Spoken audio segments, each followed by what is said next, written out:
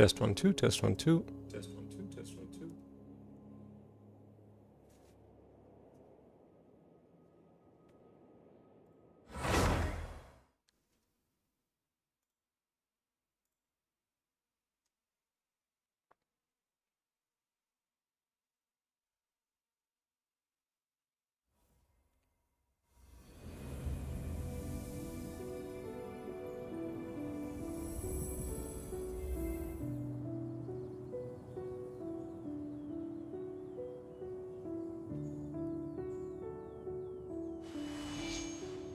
Hey everybody, happy Teyvatuesday and happy birthday to Venti.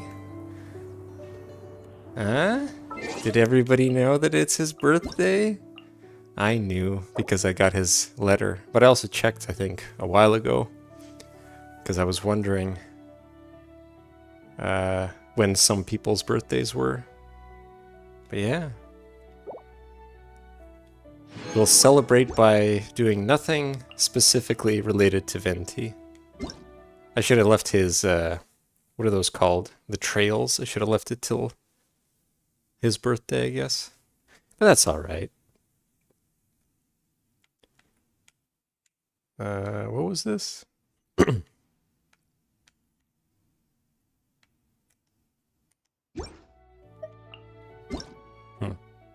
I feel like I saw this morning, but anyway. That's what he would have wanted? To leave the trail for his birthday? It's fine. Venti knows I love him.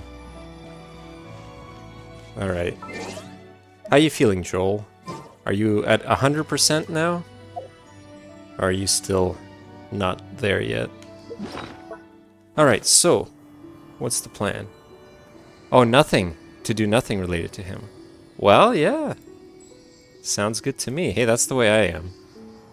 So that makes sense. Like 80%? Sweet. You getting there. I find that when you're like not at 100% after being sick, but you're very close, you almost feel like a superhero. Because like your body's healing and you're like, whoa, I'm feeling better and better.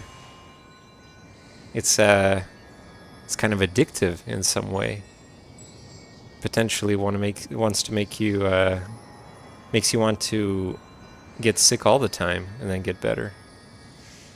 All right, so right now I wish I was sitting at the top of a tree, looking out over a meadow, cider in hand.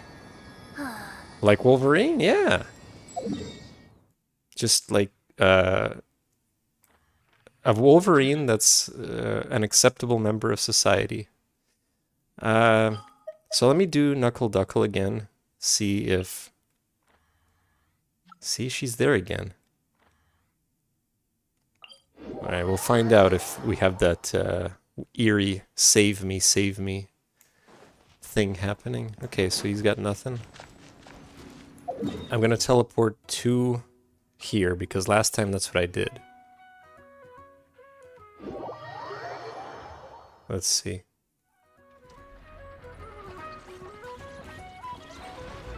No. Oh well. Well, let's go see Neffa. Is she the only one? I guess so.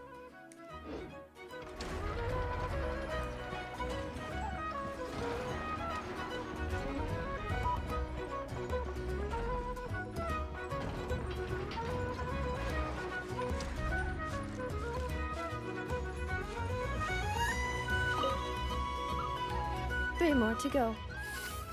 Familiar presence detected nearby. Neffa? Hello, traveler.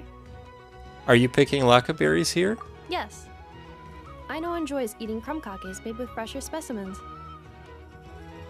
The ones at the marketplace today fell below her standards, and that is why I am presently here, carrying out orders to procure them. Are you alright? How's your humor module? Thank you for your concern. A few days ago, Aino adjusted my humor module, returning it to its original output. Phew, so she's finally back to no. Why did she undo the upgrade? Because my efficiency in generating jokes decreased significantly after my first few responses. It was taxing to generate more afterward, and any forced results lacked humor. According to Aino, it is because the creative logic of these jokes is overly chaotic and my logic module cannot comprehend their creative principles. Therefore, I cannot produce content of substance. In order not to affect the logic module's operation, Aino decided to return the humor module's parameters back to normal levels. But if you enjoyed my sense of humor from before, Traveler, I can notify Aino. Nope, this is great. Do you not like these types of jokes? I know somebody who has that sense of humor. His jokes never ever end. Is that so? He must be someone of great skill. To think that he can generate consistently humorous jokes from such bizarre and chaotic creative principles. See, they have to meet. They have to bring him back into these events somehow. Let's talk about krumkakes, please. Of course. If you wish to ask me about adding more sugar to krumkakes, my answer is this. Krumkake recipes include specific quantities of sugar to be added. Adding too much or too little will affect the taste of the finished product. Thank goodness. So about lakaberry krumkakes. Of course. I am scanning the area to determine if it is suitable for a cooking demonstration. The results are not favorable. Backup plan activated. I will also write down the recipe and give it to you. Looks like Inefa is really back to normal. You're Thank welcome. you. If you have time, remember to come visit. Although my humor module has been restored to its original parameters, Aino has been researching the creative logic chain of these kinds of jokes. Should she manage to create a joke generation module, I will be able to continue telling jokes. Please look forward to this update, Traveler. Oh, I will.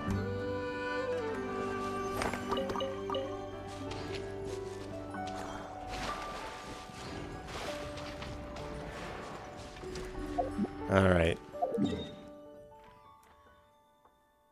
So yeah, that was it. Let me go back here again just to see.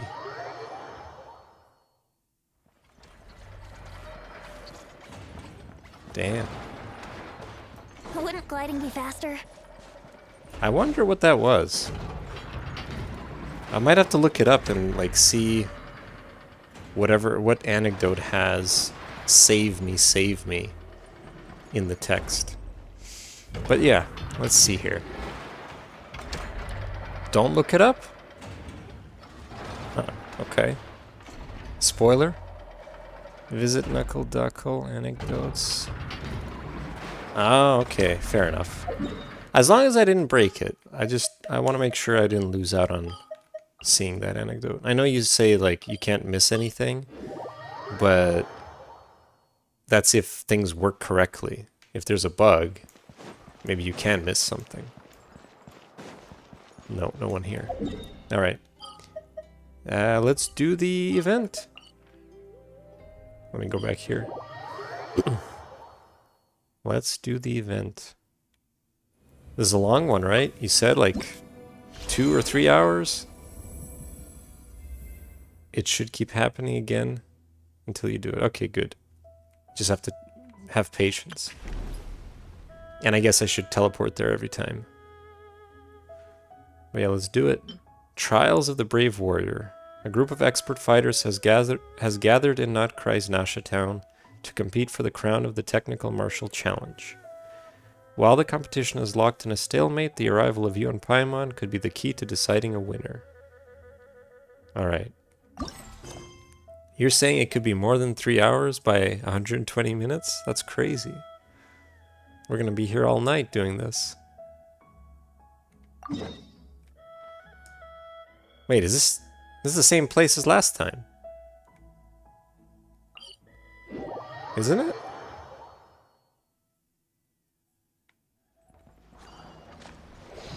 Maybe not.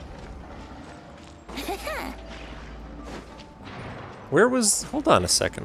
Now I don't remember. Where was the event held last time? Wasn't it here? Or... Oh no, it was up here, I think. No.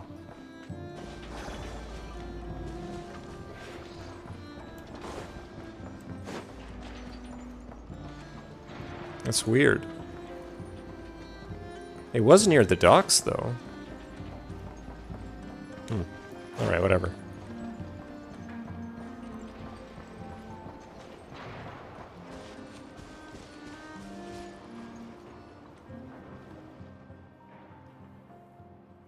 No, I just...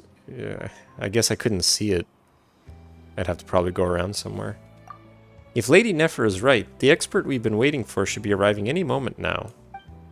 Oh, it's Kazuha. Indeed, Mr. Cch.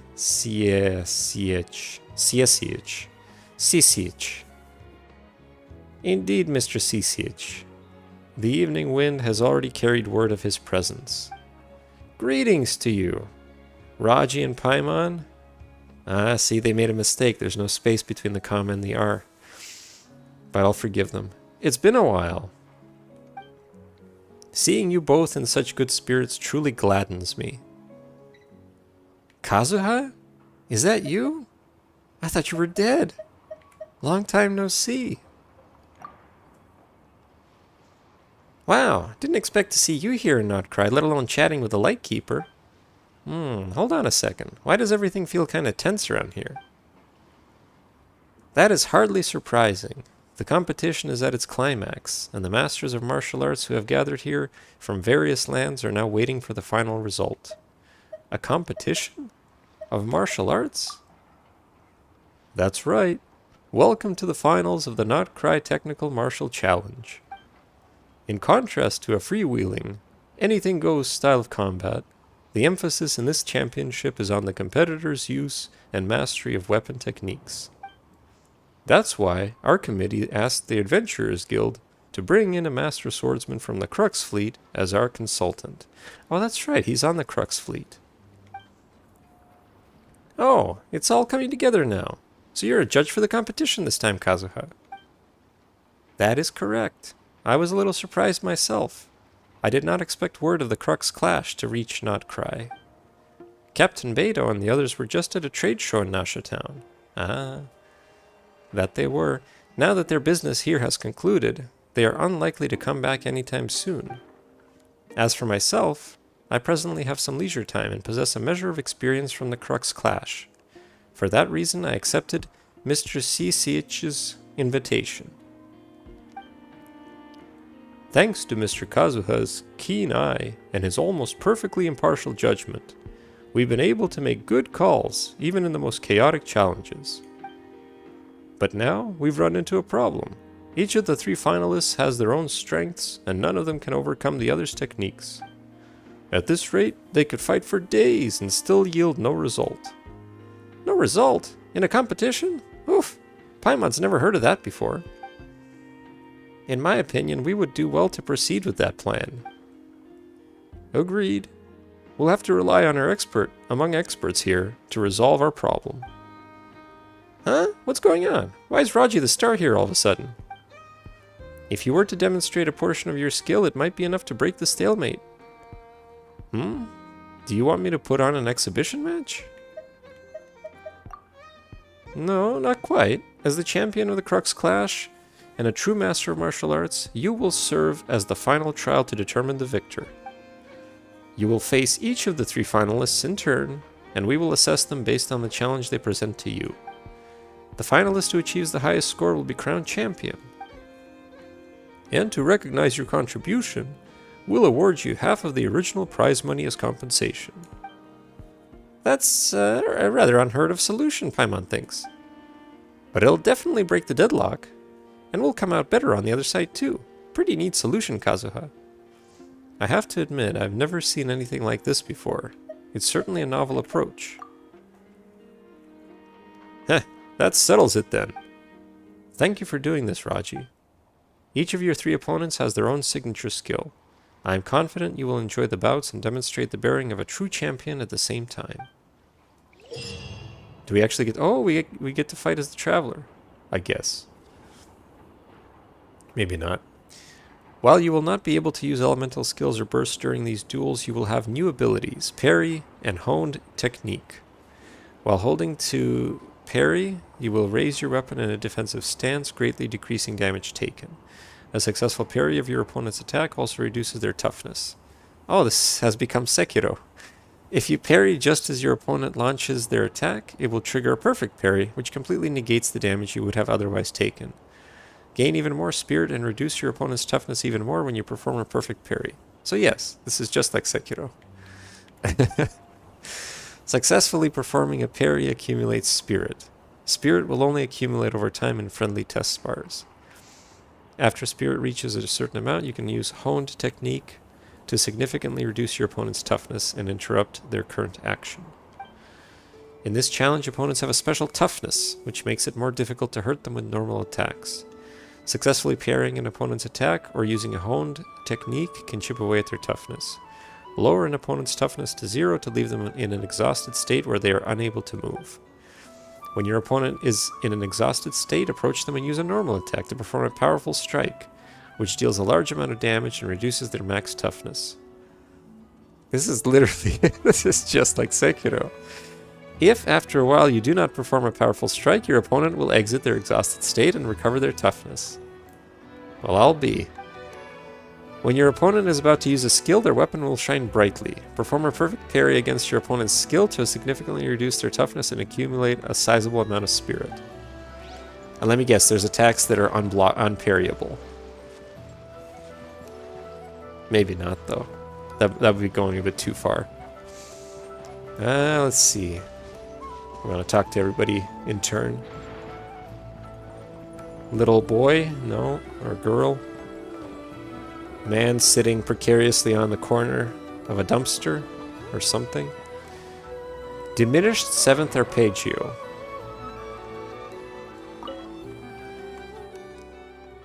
Would you like some cake, Sir Raji?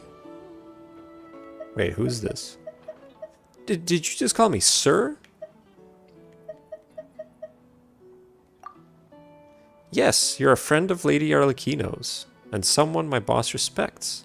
So of course I have to pay you the utmost respect too. Why are you here instead of in Fontaine? Oh, it's just some usual shuffling of personnel. The Lady Marionette's troops took quite a hit earlier, and will need some time to return to their full combat capabilities. Apart from local and reinforcements, Lady Arlecchino has also sent several companies here to Notcry to strengthen the defense of the Design Bureau, along with other areas. Now that things have settled down in Notcry, the companies are getting ready to head back to their old posts. That's why I've been given block leave, and the reason I'm lucky enough to take part in this competition. Alright, cool. Yeah, why not? If the food's already on the table, might as well dig in. I just realized it's all gone. My apologies. I'll make sure to bring more sweets from Fontaine next time, so I'll always have some on hand if I see you again. Did we meet this person before, or are we just really comfortable with them immediately? That's not how the Fatui operatives behave. Should I say, I've been waiting for you and strike right away? If you want, you could have it.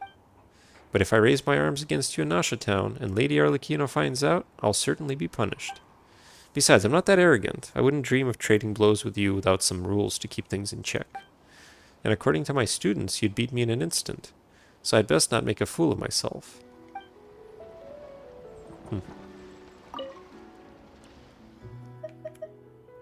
Let's do this next time. I'll be waiting for you. Alright, good. This guy? No. Sumir. Alright, let's talk to Sumir. Or Sumire. Oh?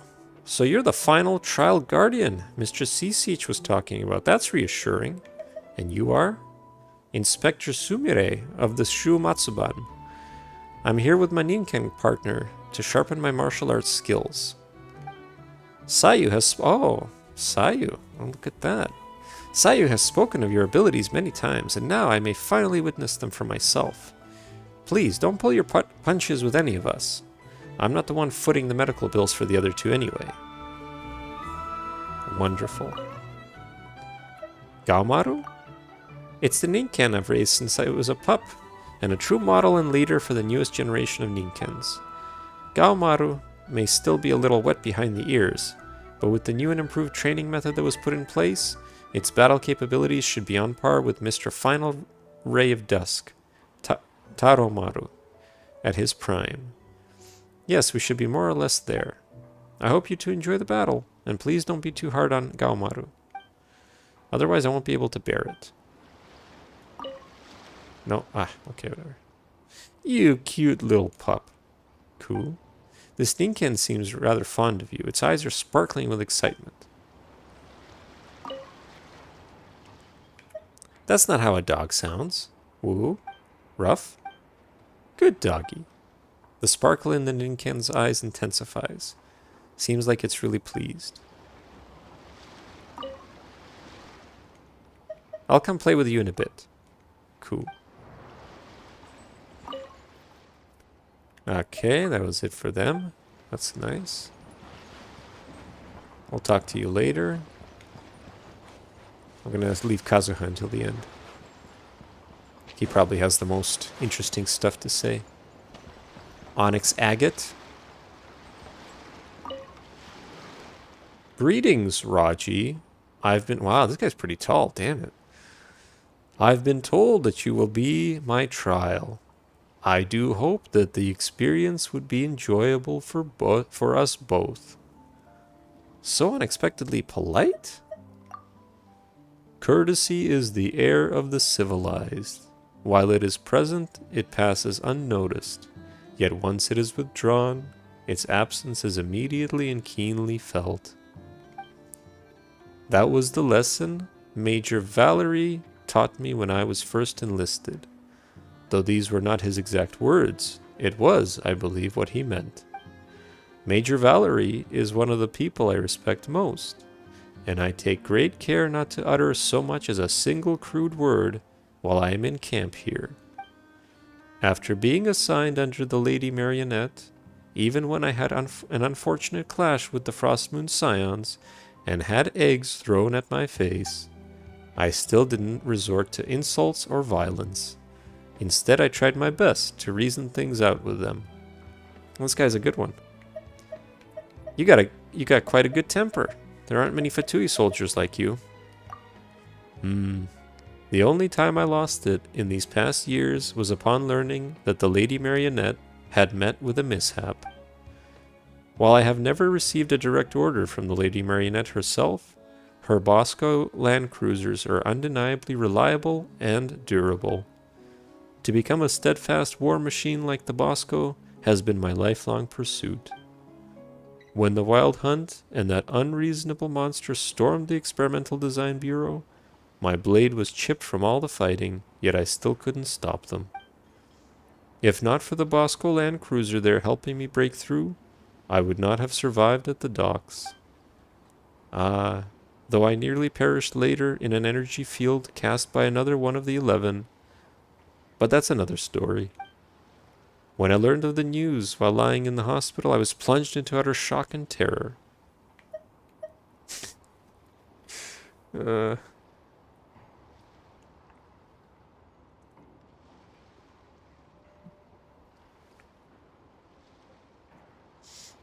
That's all in the past now. My companions and I defeated the culprit. Yes, you did. Speaking solely for myself, I would like to offer you my utmost respect. Now that I'm under the command of Major Valerie again, I may soon make my return to Snezhnaya. I suppose that I have received your guidance here in Notcry before I return. I suppose that to have received your guidance here in Notcry before I return would make my tour here all the more honorable. Wonderful. Yeah. Wait, no. Hold on, if I do this, is there another option or... No, I don't think there was. Yeah, I think that was the same thing.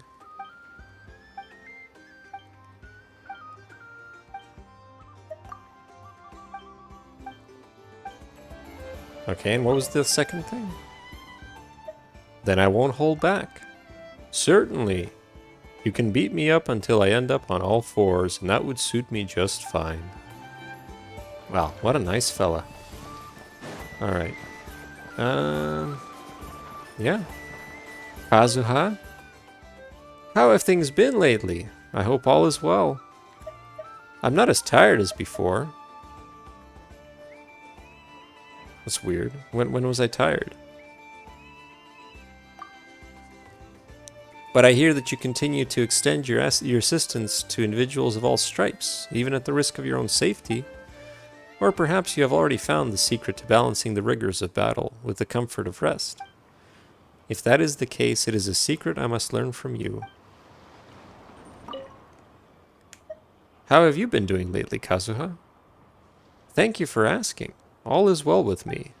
Boss was the one who suggested that I come to Nodcry to experience the sounds of nature in a different land. I've also taken the opportunity to visit Heizo's adventurer friend with a few gifts. When I learned of this contest, I agreed to take part, as I believed this to be an excellent opportunity to broaden my horizons. After all, I still have much to learn in the ways of martial arts. I haven't had any conflicts with the Fatui here, and they seem to maintain some kind of cooperation with you, so I'll treat them with neutrality. Also, learning about the different combat styles of the Fatui would be nothing but beneficial. I'll be counting on you this time, Raji. Guide them so that they may demonstrate the very best of their abilities. He should go to Hisi Island. He's all about nature, right? Let's chat again later, Kazuha. Yes, do whatever you have to do first. There's no rush. Sweet, let's do it. Hello, Final Trial Guardian. Would you like to begin with the contestants now? Have we met before? You remember me. You got a good memory. You saw me at the Lightkeeper's office when you were on an investigation. I was called there by Lady Nefer to handle some paperwork. Thank you for all that you did for Major Sergeant Sosi. Huh.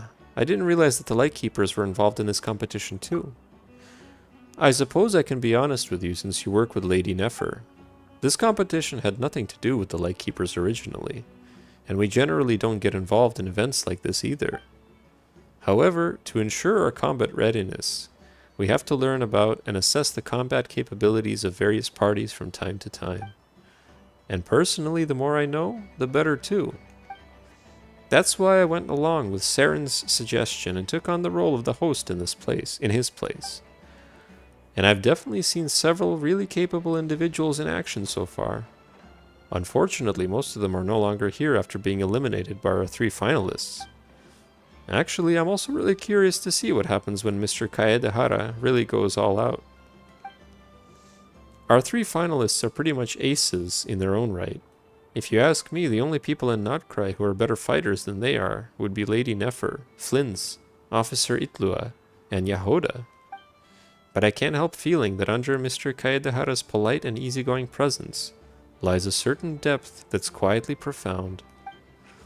Even during matches that have left me slack-jawed, he seems long accustomed to such scenes, delivering calm and objective commentary throughout. Oh yeah, he's seen some shit. Of course, that humble yet unflappable demeanor is something every warrior, or more elegantly put, every martial artist can learn from. We have faced life and death situations together. He stopped the blade of a god. So nonchalantly. Is that some kind of metaphor? If it is, it's certainly a striking one. Yeah, he was certainly struck all right. With such high praise coming from you, it seems I haven't been giving him the respect he deserves. To make up for that, I shall personally throw a dinner in Mr. Kaedehara's honor after the competition. See, we're right. What's the word? Rizzing him up? No, there's another word for it. Lifting him up somehow, you know. Whatever the synonym, whatever the kids say for that nowadays. Okay, let's do it. Let's begin. All right, please follow me to the arena then. There's an arena here? Okay. Nice. So yeah, we got 3 people to deal with. Gonna take apparently like 3 hours or so maybe an hour per person. During the friendly test bar, spirit slowly recovers over time. Leader of... Oh, that's right, we can do a friendly test bar and then we have to do the formal trial. Okay. Leader of the Shumatsuban up-and-coming Ninken troop accompanied to the competition by Inspector Sumire.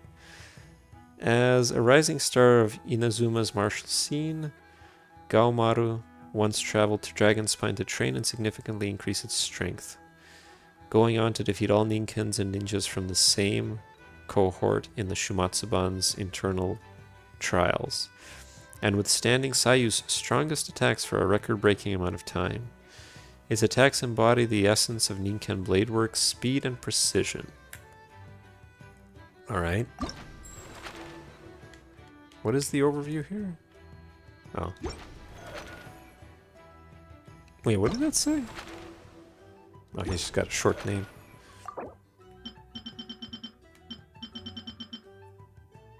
So you gotta do it quickly as well. Alright, we already read that. Let's do it. This is already longer than it took you to finish. That's because you don't, you know, you don't go in there and voice every character and and take the time to enunciate things in a slow, methodical manner, depending on their conversation style. If you just speed read, of course, I would have been done too. Well, where's the fun in that? We're almost done this game, right? I gotta milk it for what it's worth. Alright, let's see here. So yeah, we already read that, I think. You didn't read it at all? Oh, come on. You don't like the story or what? I get it, you don't read some of the narrative-heavy world quests, but like, these are short. There's nothing to them. Alright, Siege. Are you ready?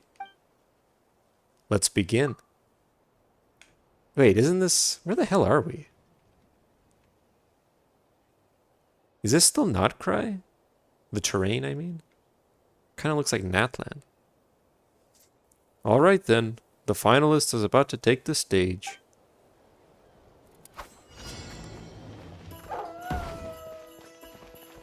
Hold on.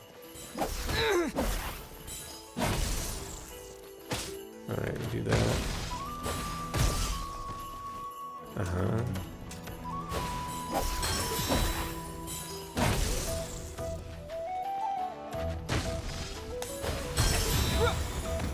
That's not a perfect parry.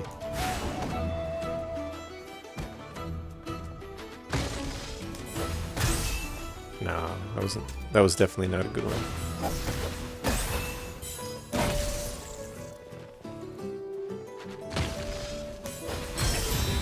Yeah, it's very generous.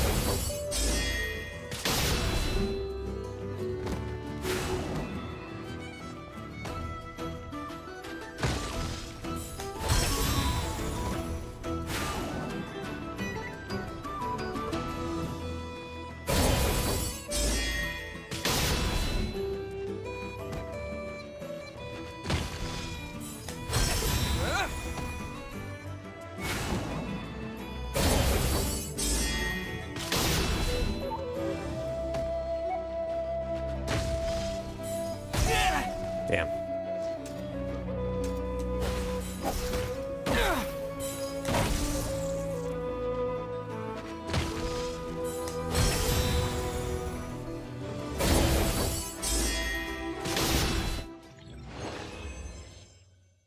All right.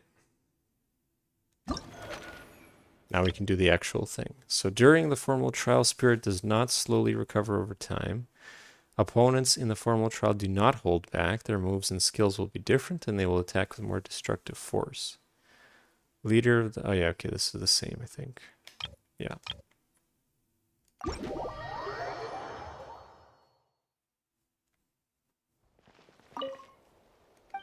Yes, let's do it.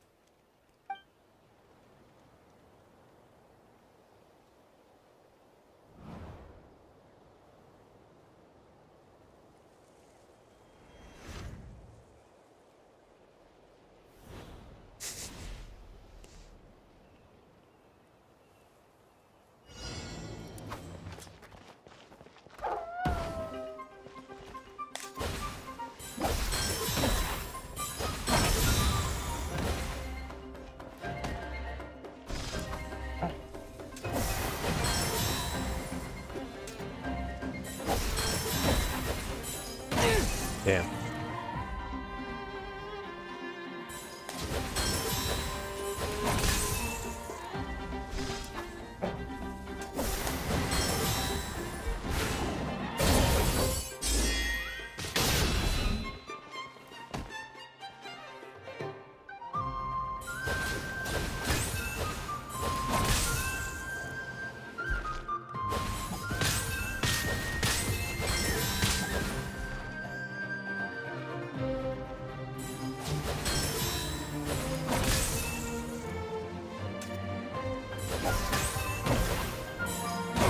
Ah.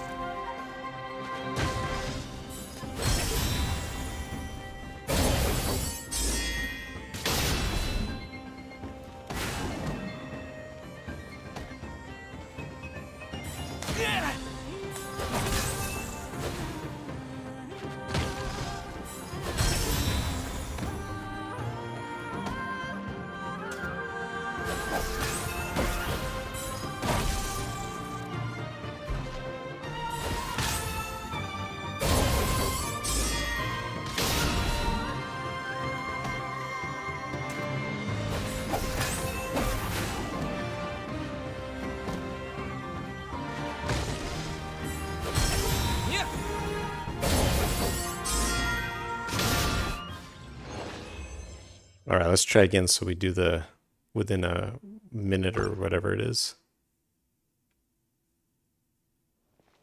Or I guess 100 seconds.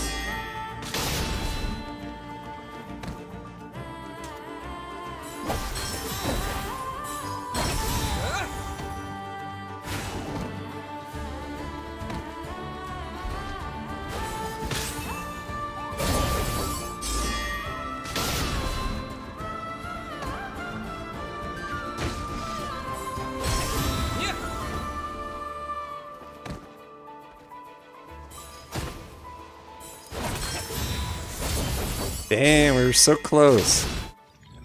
I know I can hit him, by the way, so you don't have to tell me that, but I'm just trying to do a parry only type deal. Let's go to the next one. Alright, let's see. Diminished 7th Arpeggio will use cryo skills that apply cryo and also reduce the target's all speed when they hit. During the friendly test bar, spirit slowly recovers over time. A swordsmanship instructor working for the Fatui Harbinger, the Knave, fond of playing symphonies with particular melodies while training recruits. Their moniker comes from their tendency to perform knockout blows to their students when a certain chord is played. Rumor has it that diminished 7th Arpeggio and Yusuit were childhood friends who even served together on the front lines, though for some reason they parted ways some years ago. Who would win in a fight between them has long been a hot topic among the lower ranks of the Fatui. Alright, let's see.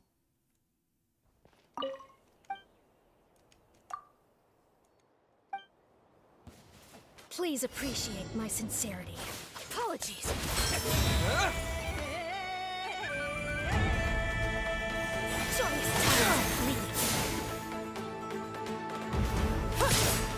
Forgive my discourtesy. Look out.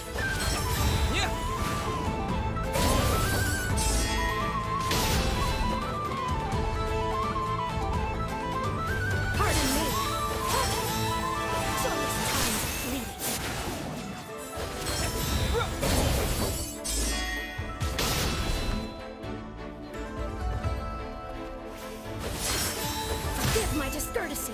Joyous times of leave. Apologies.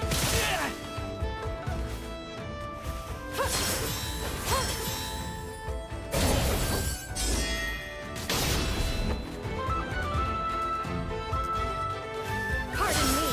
Forgive my discourtesy. Joyous times of leave. Look out.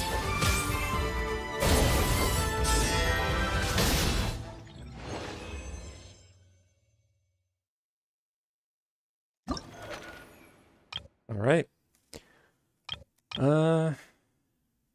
Everything else is the same. Yep, let's do it.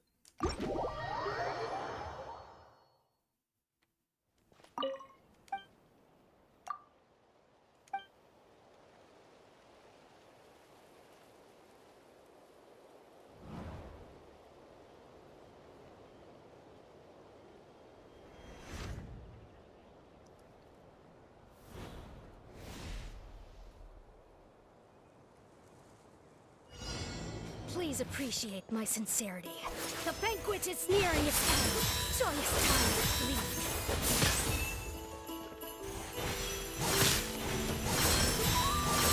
Joyous time, leave.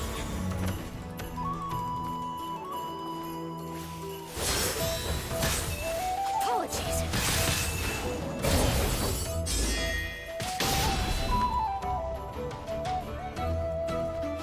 Pardon me. Forgive my discourtesy. The banquet must please remain seated. Joyous times of leave.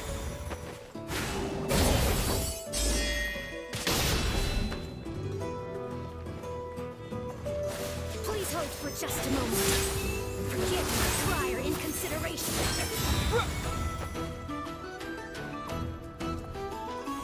The banquet must please remain seated.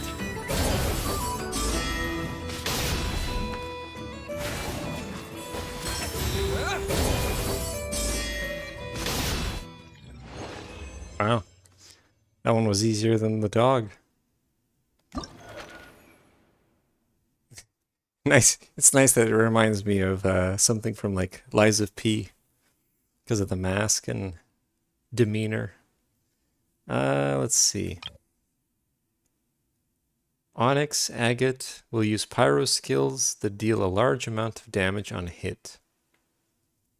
A soldier hailing from the famed 1st Grenadier Guards of Snezhnaya and model warrior in the 3rd Company assigned to guard the Experimental Design Bureau. He has received numerous commendations for his performance in live fire exercises and battles against monsters, and is considered to be Major Valerie's star student.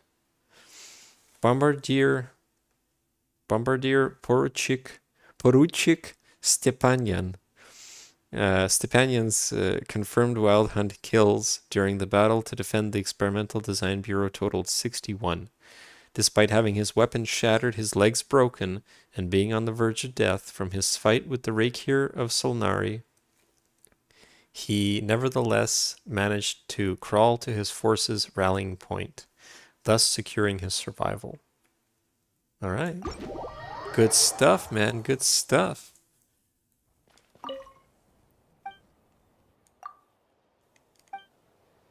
Use of force authorized.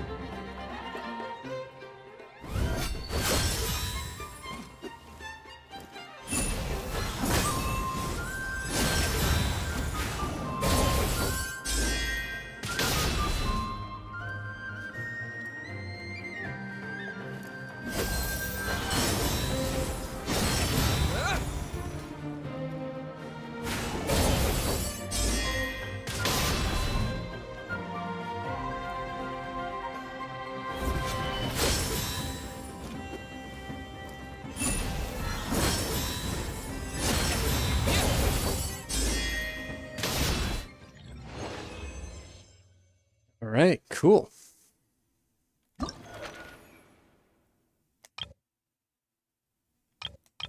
Onyx Agate will use Pyro and Electro skills. After triggering overloaded in the target, they will deal a large amount of damage. Ooh. Alright. Stepping it up.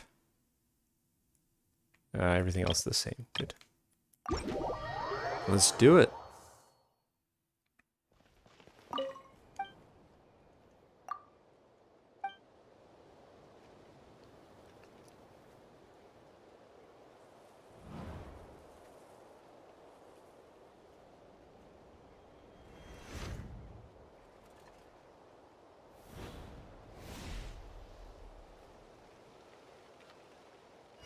Use of force authorized.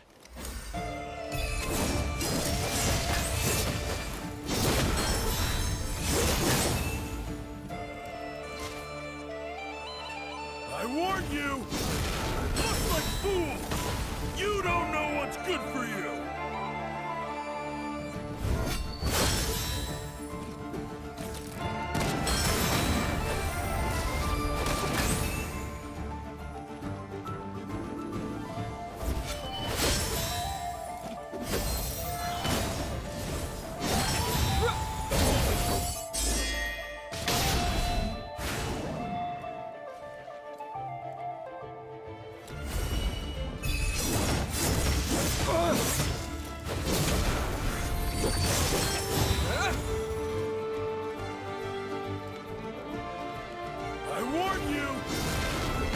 Ah, damn it. You don't know what's good for you.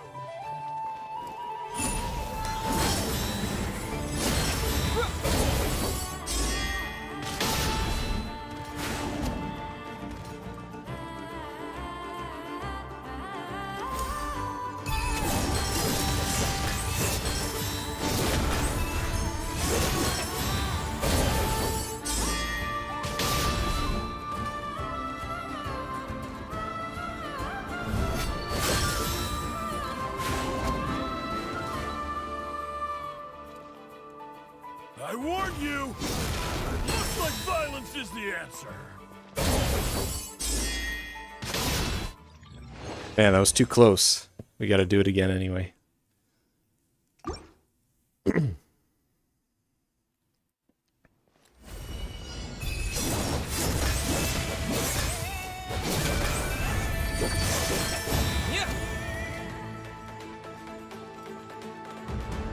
I warn you!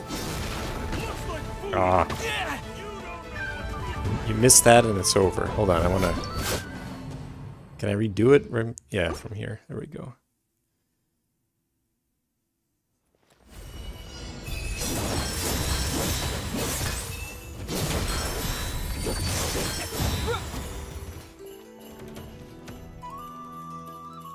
I warn you! Looks like fools! You don't know what's good for you!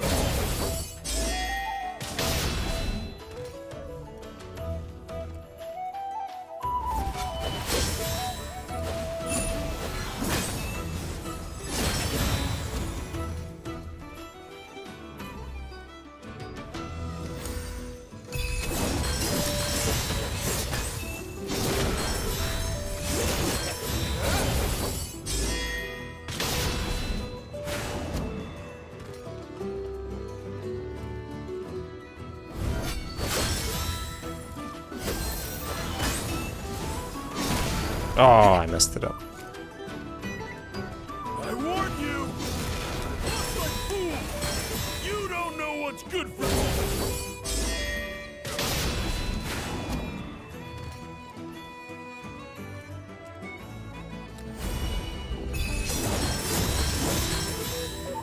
It's over.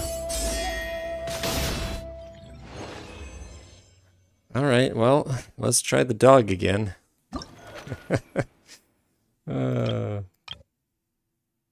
Leave it to the little dog causing me the most trouble.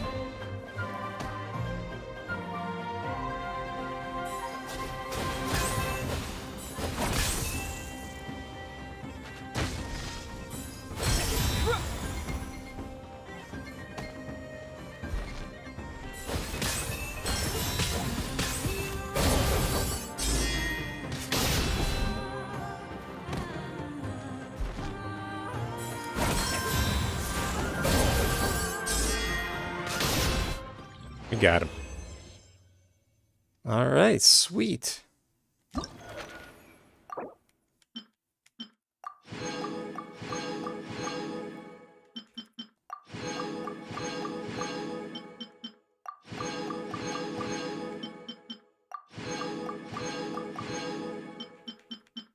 Wait, what? Oh, I see. Okay, each one has two groups.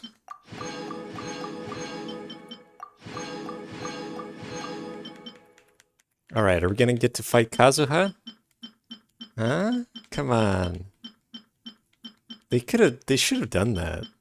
For like an exhibition match. That'd be pretty sweet. He fights, you know, the same way as he usually does, but without the power.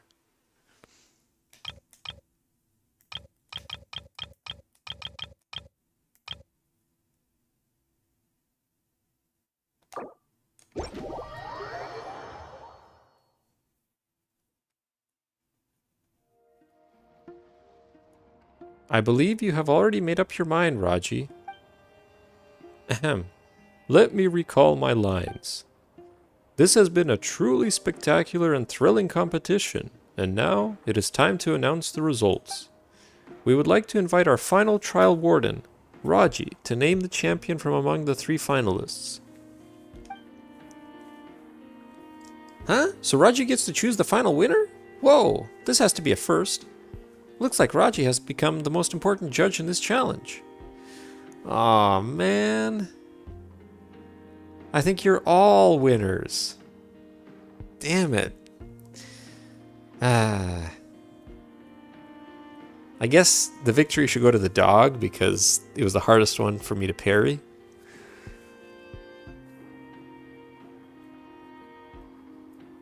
So definitely not the diminished 7th Arpeggio. Because she was... I think we first tried her and she was very... rudimentary. Now for the Onyx Agate, he was pretty good. We did, you know, we would have died that one time. You chose the dog because you just kept mashing A.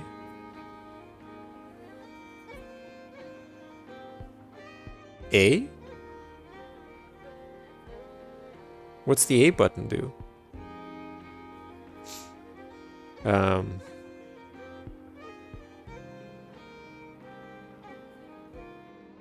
don't know. I mean, technically speaking, I should choose the dog because it took me the longest to beat him.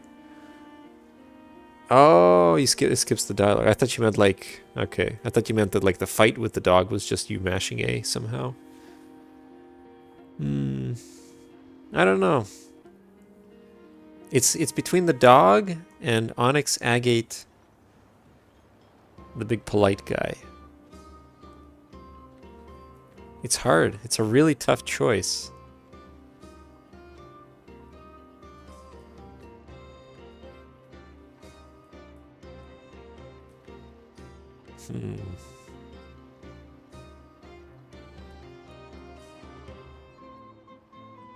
You know what? Let's go with the dog. I think the dog does... Even after I beat the dog, I was like, you know what? I could have done better. Whereas with the Onyx Agate, I had his number there at the end. Let's go with the dog. The winner is the cutest little pup, Gaomaru. Oh yeah, Paimon agrees that Gaomaru was the strongest of them all too. There's definitely a bit of Taromaru in that pup. Awoo, awoo! Great job, Gaomaru.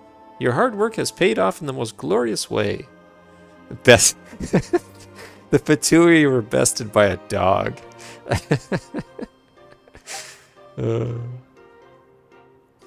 My sincere congratulations to our 2 friends from Inazuma. This is a well-deserved win. I agree. Our peppy little Ninken here was quite a force to be reckoned with indeed. See, you know what? I gotta appreciate those 2 Fatui. They're good people, it seems. While we're not holding a grand prize ceremony, I'd say that you all value practical combat and tend to keep a low profile in your daily lives anyway. This honor coming from Raji himself is just about the highest honor one can receive and not cry, and one that far surpasses ordinary trophies and medals. Hehe, you folks are probably the very first in the whole of Teyvat to receive a prize from Raji in this manner. We do not need any pomp or ceremony. This is more than enough. Isn't that so, Budanova? Of course. Maybe my people can host the challenge next time and make it an even bigger affair. We should have at least 100 competitors in the qualifiers to start with. That way we might be able to discover some unknown or unaffiliated talents. That makes a lot of sense.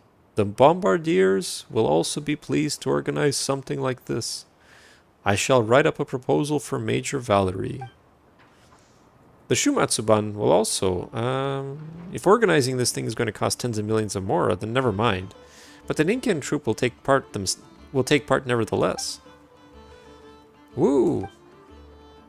I thank each and every one of you for your kind offers. However, it is my opinion that once a competition like this is held and funded by a powerful faction, things may be a little different. Would any of you be able to resist the temptation to recruit any unaffiliated competitor who performs well, for example? Ah, Kazuha, do you mean? That's right. The best candidate to host a competition like this would be the relatively neutral Adventurers Guild. Yes, we have to keep the competition free of any other interests.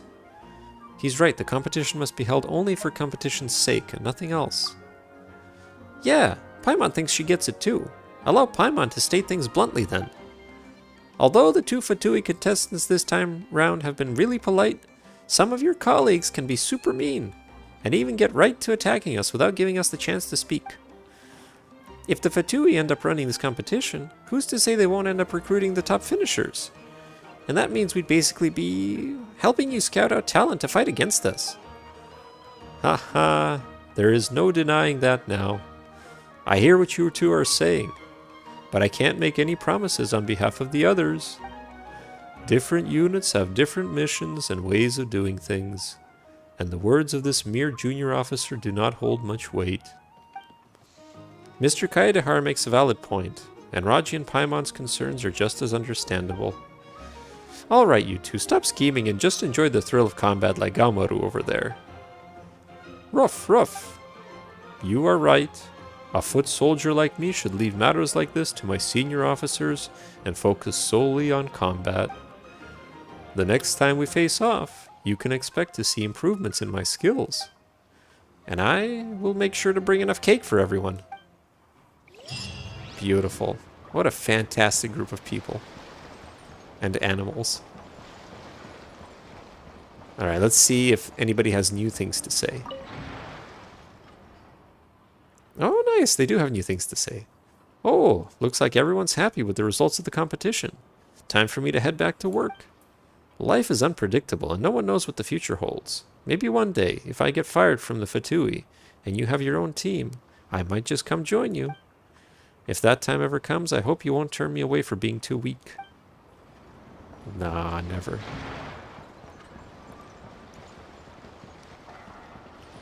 You know, this was a bit shorter than I expected, Joel. You said like 3 hours, didn't you? Rough. Looks like Gaomaru had a really good time. Thank you from the bottom of my heart for the guidance. I hope we can do this again in the future. It was fun, though. I like the combat. It's yet another one of those events where, why not just keep it? Like, just keep it. Let me play it whenever I want. Did you like the combat, Joel? Are you a fan of this type of parry combat?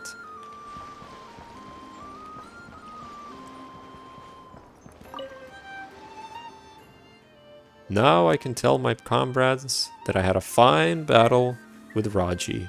They'll be howling from jealousy. Yeah, it's too bad you don't like more Souls-like type games, because you would have loved Sekiro. Sekiro is very much like this. Like, with more variety, but really the basics are just this type of combat. And I know you tried Liza P. Liza P is different. Liza P is more like on point, kind of.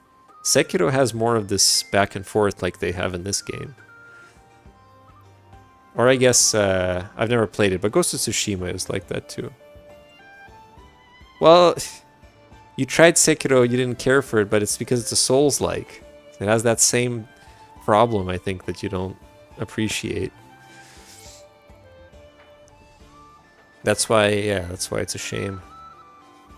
It'd be my pleasure to have another exchange with you again, should we see each other in Snezhnaya in the future. Alright, cool. This visit to Notcry has proven most rewarding. Beyond the delight of witnessing some splendid natural scenery, I have also had the privilege of learning from this distinctive martial contest. Your presence at the event has also given one much more food for thought.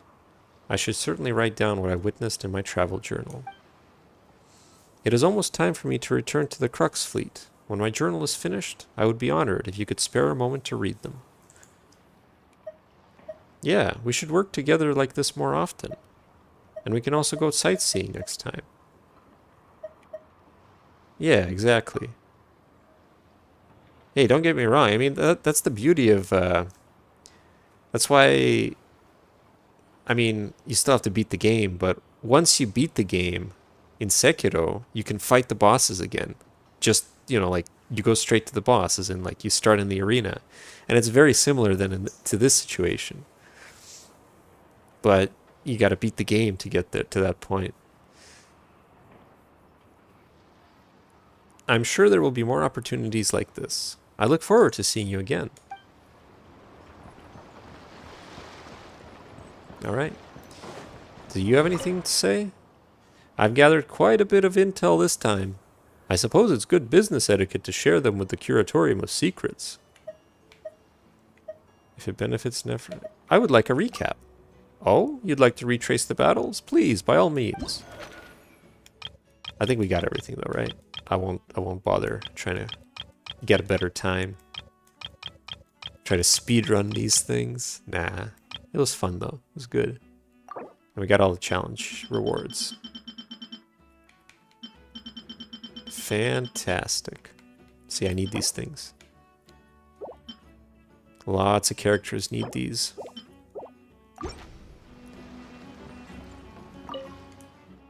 If it benefits Nefer, I'm all for it.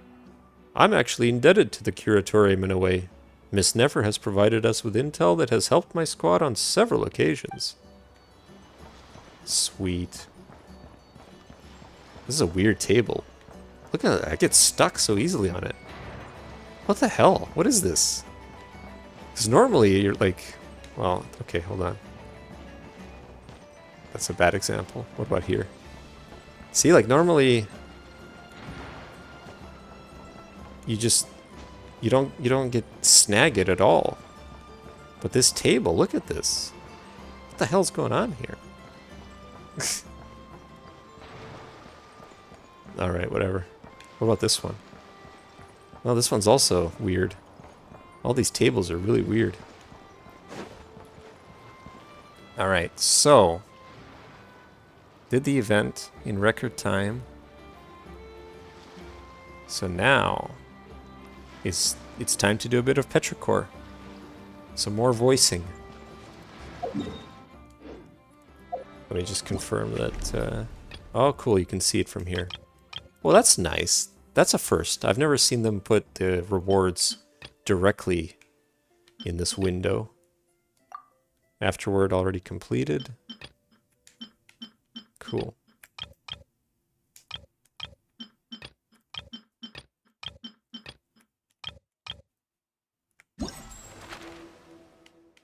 And that's the competition overview. Awesome. All right. Petrichor.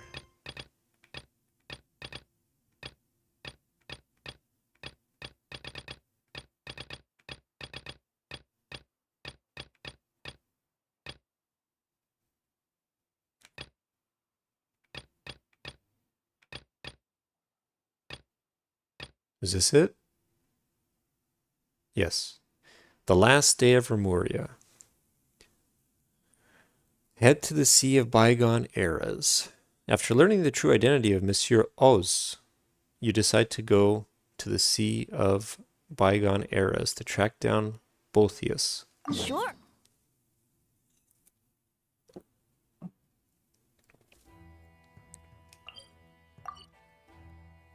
Wait, which one do I want? This one or this one?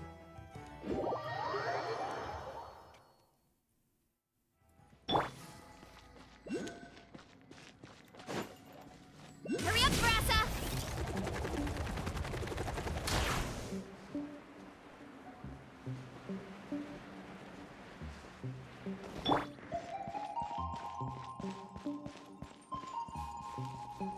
Monsieur Oz. Is there anything else you'd like to ask?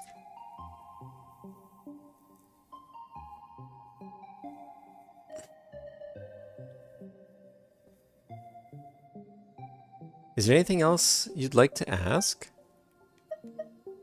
About the symphony on the mural. Wait, did we already talk to him?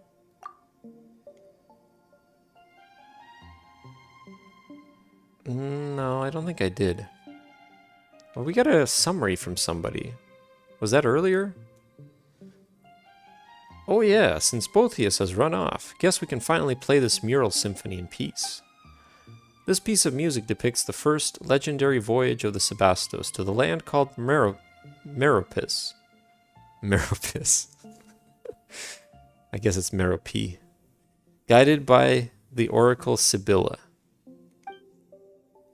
This was the beginning of our ancient civilization, the beginning of all the stories that would follow.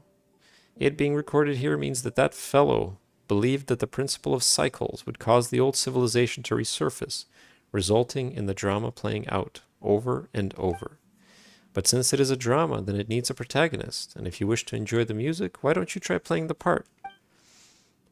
Of course, the musical score here will be transferred onto the blank score you retrieved previously. You can then listen to the song at any time.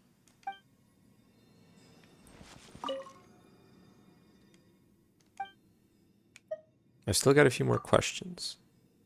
No, we heard this already. Yeah. I don't remember what he said, but we heard it. I can pet you though.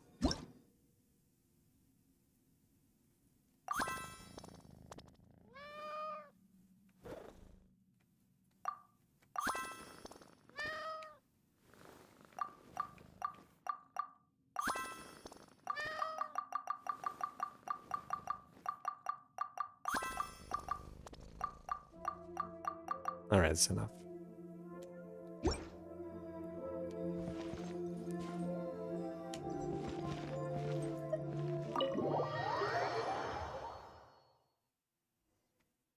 Huh.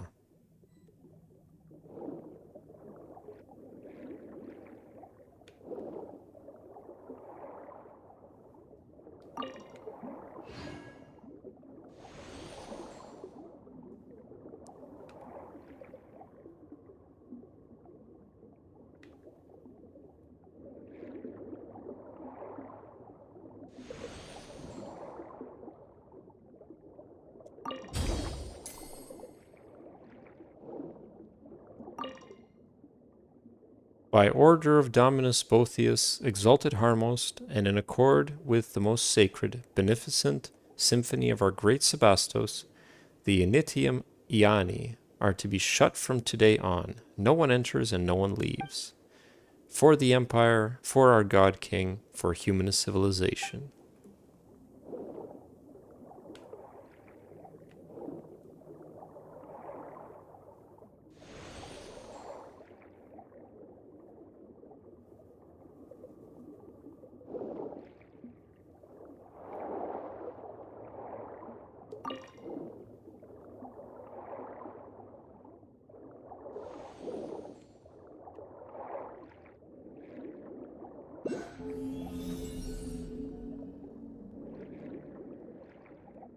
That strange glowing fish.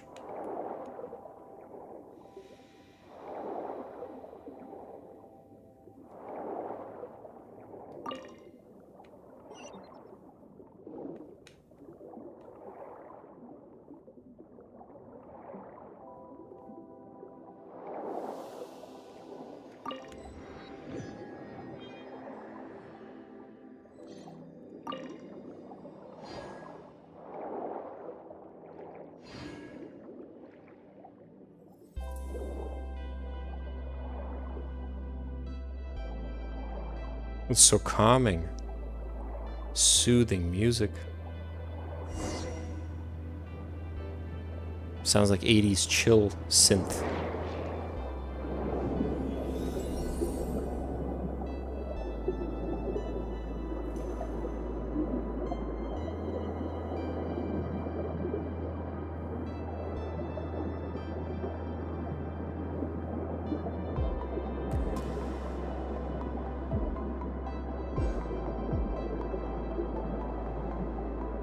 Nice color scheme.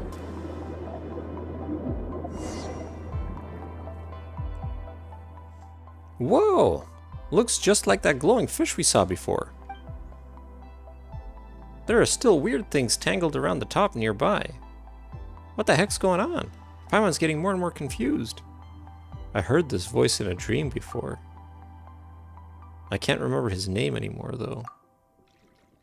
Yes, you must have met him in the Sebastos' dream, did you not? Scylla, a felt dragon who once served the Sebastos. He was subdued and sealed here by Boethius. Mr. Super Rude subdued an evil dragon? Paimon didn't think he could do something that amazing. Well, Fell Dragon was the name they gave, but it was no more than a bishop that was a teensy bit stronger than normal. After all, no new Hydro Dragon could be born so long as the Mistress of Many Waters hibernated in the deep seas. I never thought the bishops could get this large. Speaking of which, isn't Nervillet? That's right. Nervillet's the Hydro Dragon, isn't he? That doesn't mean that this guy's way older than even him, does it? A new Dragon of Water has already been born? Then again, it has been a long time since even the former Mistress of Many Waters passed. So much time has passed. In any case, the evil dragon Scylla was once the Sebastos' friend, but he revolted at a critical juncture in the showdown between us Remorians and the Fontanians. At that time, Scylla led the brutal dragonborn to Makimos, intent on breaching the inner city, Capitolium, where the Sebastos resided. Makimos? I heard people talking about that in town. Yeah, the people in town were always talking about some Makimos and a bell tower or something. Correct. Makimos is the outer city of the capital. But should the fell dragon wish to enter the inner city, he must pass through the Initium Iani. Man, there's so many crazy names in this area. That is the barrier separating the inner and outer parts of the capital, and the symphony weaved by the Sebastos and the musicians, which covered all of Remuria, passed through the Inatium Iani and its golden waterways. Boethius and his legions used this fact to shut the Initium Iani, thus finally sealing the evil dragon. Something's not right about that story. The dreamscape from before, back then. Scylla should have come and seen Remus before. Perhaps Scylla sought to go before the Sebastos' throne, but such an opportunity is now lost forever. Afterward, the evil dragon sank alongside Remuria, and the Sebastos too was lost, remaining so to this very day. Did you recall something, Raji? It all feels a bit muddled. That is true. I only heard tell of events after it had all transpired myself, having not been in the capital when the disaster struck. Then, none knew just what had happened to the Sebastos. I fear that we can only learn more by proceeding further. The large glowing fish that we saw in the castle must be the thoughts that escaped from the fissures in Scylla's stony cell. I fear he has already taken notice of our presence. Having been sealed here for so long, now that he's finally sensed outsiders, he will naturally find a way to lure us in. So that's it. Hang on a minute, you said that the way to Domus Aurea is through those gates or something. But hasn't Boethius shut them already? Doesn't this mean there's no getting through? This will prove quite tricky, yes. Bah, there's got to be a limit to how rude you can be. What's with this, I'll wait for you at the Domus Aurea, nonsense, when you won't even leave the door open, huh? You know, why don't we find some way to Why don't we find some way to break the seal on the evil dragon and get the former foe to beat the he beat to break the door down for us? No, how could we do such a thing? I mean, after all, that is one of Remoria's nemeses. But the enemy of my enemy is my friend, no? That's right. It's been so long, for all you know, he might have decided to turn over a new leaf and be a nice dragon. But he is still a dragon. Well, so is Neuvillette. I'm kidding, it's Neuvillette. Neuvillette. Or as I like to call him, Nuvi. Nuvi is a wonderful name for him. Hey, come on, so what? Even if he is a dragon, he might be the reasonable kind we can talk with. We've got experience in dealing with dragons, don't we, Raji? That's right, Dvalin. I mean, technically Zhongli, right? He had some dragonness in him. Neuvillette. It's probably another one. I mean, the people of Natlan. Let's not. We don't even get started with them.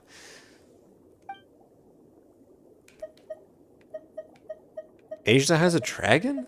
I didn't think that Ajda was a dragon. I thought Ajda was a turtle. Well, there was that time with Dvalin. And Ajda did not like us. I don't think that counts. Yep, that bit where he kicked up a storm in Mondstadt while under the influence of a curse. We had a big fight because of it, too. But now we laugh about it. Ah, those examples weren't very convincing, were they?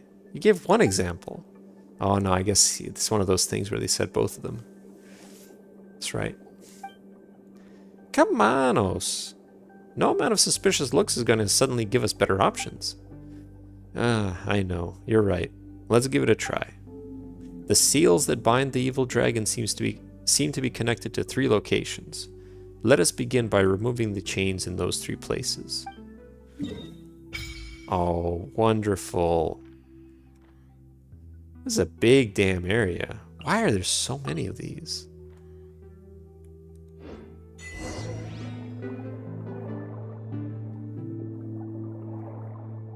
Oh, this area has things to explore too.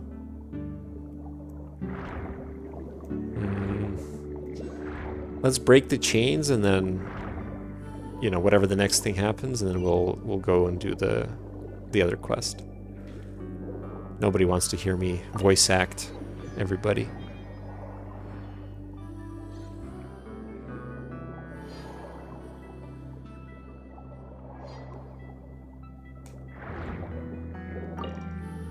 I still have my concerns. If upon his release he should prove as brutal as he was back then, it'll be difficult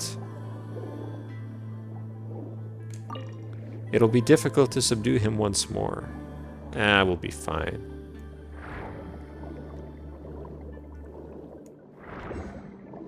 It's even bigger with all the verticality. Well, yeah, I can see. That's probably why they give you so many of these waypoints.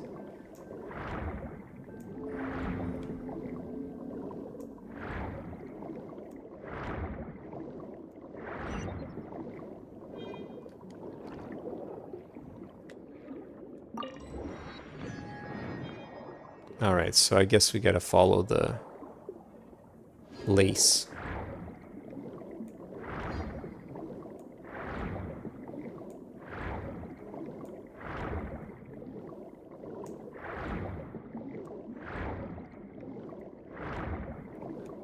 Let's see what the puzzle element is here.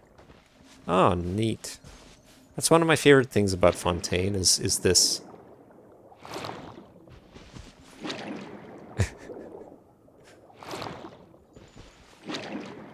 It sounds so funny.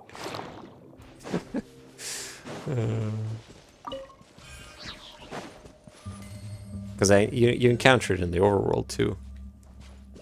When you're doing like, you're fetching out materials and such.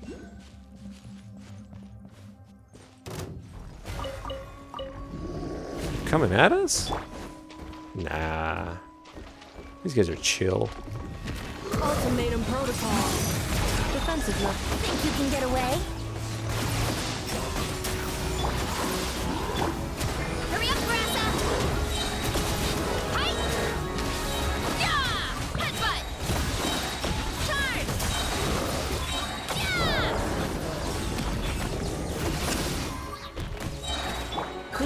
one's initial. Time for takeoff. Brace yourself. I'll protect us. Boost! Way out below! Yeah! Hero incoming! Yeah! Hurry up, Brassa! It's justice o'clock!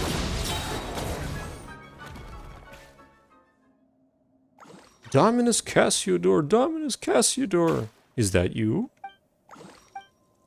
It is you. Just as I thought, you've finally returned. I was ordered to guard this fortress, but the cruel bishops and attacks of the barbarians were simply too much for me. So I was forced back step by step until I arrived here. It seems as though many, many years have passed since then. What tidings from beyond? Were we victorious? Is that so? Then we lost. I am sorry. Do not say such things, honored Dominus. I had already imagined this day might come when I joined the Sebastos' legions. Did the Sebastos not say that he wanted to lead us to break the shackles of Fortuna? But is doing so that simple? After all, what we struggle against is fate itself, and defying fate is a feat beyond even the greatest of gods. In the end, all our efforts were in vain. Nay, say not so, Dominus. We took up arms against divine destiny, and our deeds challenged the laws of heaven. We resisted that prophecy, resisted it most valiantly. Though we failed in the end, someone must have betrayed us, led us astray. Still, the outcome no longer matters. Come what may, our deeds shall be carved into this world's history. Hey, why did he just fall over like that? Can stone people also just suddenly faint? I still do not know his name. It appears his history has now reached its conclusion.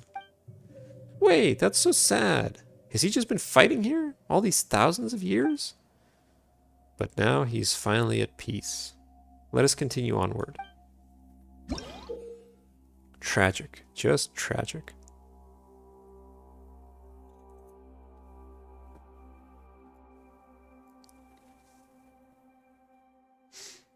The 3 chains that bind Scylla are wrapped around 3 stone pillars. Use the power of the symphony and hold to unleash a play sound wave that will remove them. Due to the lengthy passage of time, the stone pillars will sometimes become overgrown with vines, making them unable to resonate with the symphony. Remove the vines first, and then remove the chains.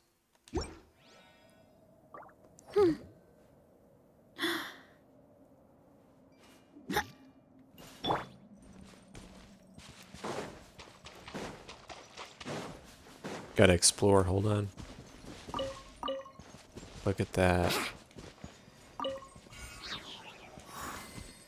What's that sound? What the hell?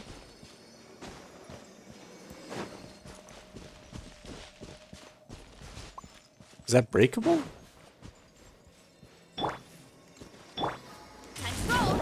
Well, I'll be! Look at that. What do you think? Should we grab it? Or should I leave it? For layers. Get it? For layers?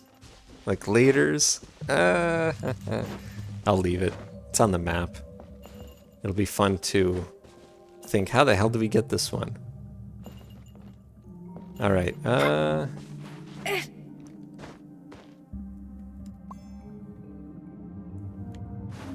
yeah.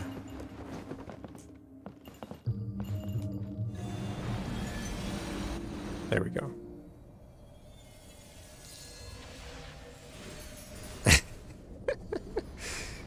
It's true. I'm gonna be missing one, and I'm gonna be wondering where the hell it is. Come on, you know that we're gonna be looking for this stuff together, right, Joel? So, you're gonna be frustrated just as much as me. And isn't that half the fun? Frustration? It is on the map, though. Like, wait, no, what? Oh, it's on the mini-map, but it's not on the actual map. Damn. Makes me think I should grab it now. Wouldn't gliding be faster?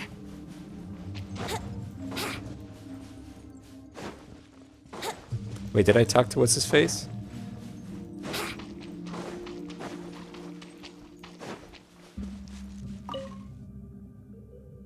Those souls.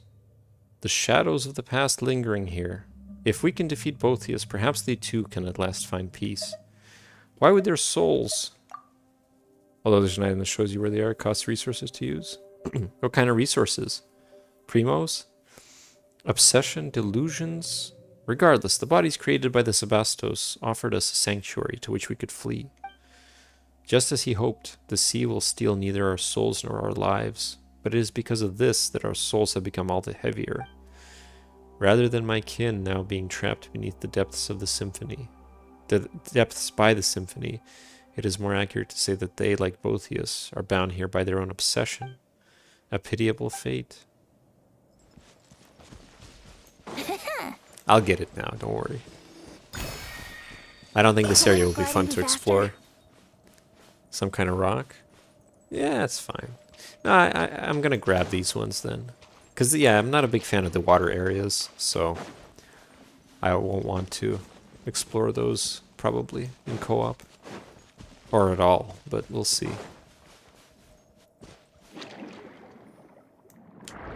I do like this though.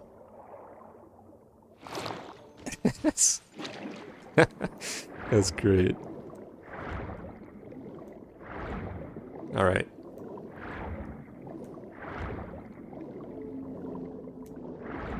See, it's telling me where to go. It's nice. I don't even have to pay attention to where the lace is.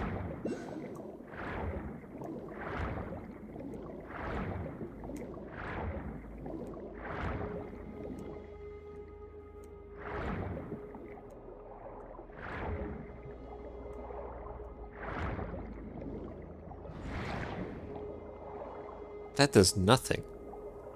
I thought this would, like, force me, you know, shoot me forward by quite a bit, but no. Nice. Alright. More golems. I don't... Oh, no. They do force me to fight them. Hey, you. Yes, you. You gibbering imbecile. Why do you delay? Even if we waste away, the treasure won't move itself, surely. The dude they call idiot. Nay, sir, it's just that they are simply too heavy. We've been at this all day, yet there's still so much left. Oh, this is the bandits, right? Or at least the dude they call idiot. Wasn't that a bandit? At the beginning? Maybe I'm wrong. Where, then, is the intrinsic merit in feeding that prodigious size of yours? It's treasure, you brute, treasure. Of course it's heavy. Besides, we confiscated all these treasures from those accursed barbarians, did we not? Leaving such wealth in the hands of those insects who live like swine and mongrels would be a terrible waste. But sir, don't you think we should have brought a few more ships if we wanted to haul all this back to Remuria? What are you, slow? Imperial cargo ships are not to be used for such a thing. Well, why don't we destroy what we cannot carry? Better than having it fall into the hands of these savages.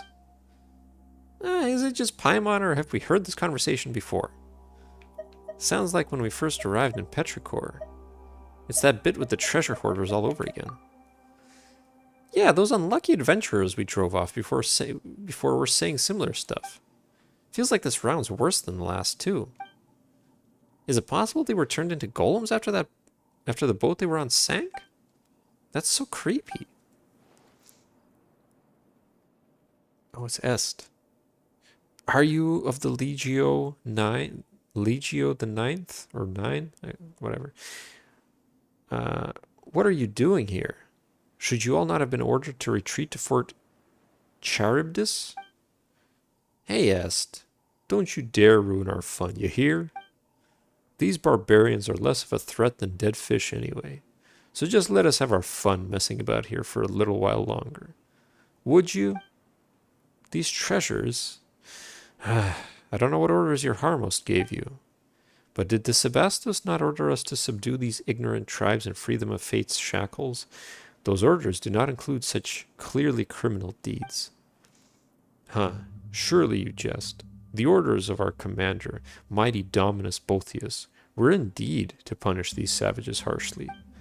And besides, we have received no punishment. That means that both Phobos and the Sebastos, our imperator, approve of our actions. So what's all this talk about crimes? Are you trying to start trouble? But There's another est here? Well, aren't things getting weirder by the moment? It appears that it is time to answer that question of yours. The est you met in town must be a descendant of Remurians. His ancestor must have followed me to join the new nation all those years ago, becoming an ordinary Fontanian. As such, the symphony that has stolen these Fontanians' souls would not affect him. But in turn, the melody that records his ancestors' memories had nowhere to go, and so attached itself to that statue. So you mean that the est here is Town Est's ancestor? The real est, the quick-witted? What about the others? Just wandering souls lost in their memories. Let us go have a look. You walk up together with Monsieur Os. Hello there, est. Yes, hello, and who are you exactly? You do not appear to be Remurians. Are you savages, then? Oh, I can get pretty savage. Well, this is a battlefield, and you put yourselves in great peril. You should leave this place, regardless of who you are. Est, it is I. It has been a while. Skies above, it's you, Dominus Cassiodor. You so rarely appear in this form that I almost failed to recognize you. And as for these two, are they your attendants? You can just take that to be so. Actually, I'm his owner. Huh? Hey, Raji, stop complicating things further. Don't worry, he was just joking, Est. So please, continue. Still, Dominus Cassiodor, what brings you here? Did the Sebastos not send you to damnation? I cannot remember. Am I in some dream? That does seem to be the case. Haha, surely you jest. The Sebastos must have assigned you some secret mission again, or else I'm an ignoramus. You guessed correctly. Speaking of which, why are the legionnaires of Legio 9 guarding those chains? The chains? You mean the treasure, yes? I believe them to be spoils of war.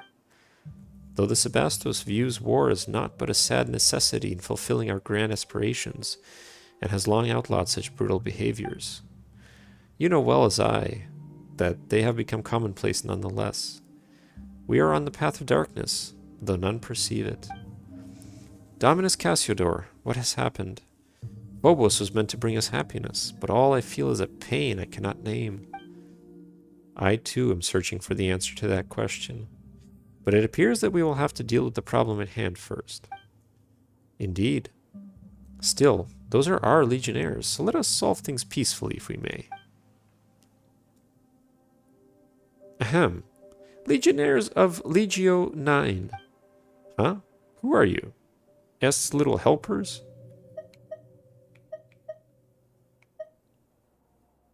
We are special envoys of the Imperator, our Sebastos. What kind of rank is that? Well, that's not completely wrong. We're with Dominus Cassiodor.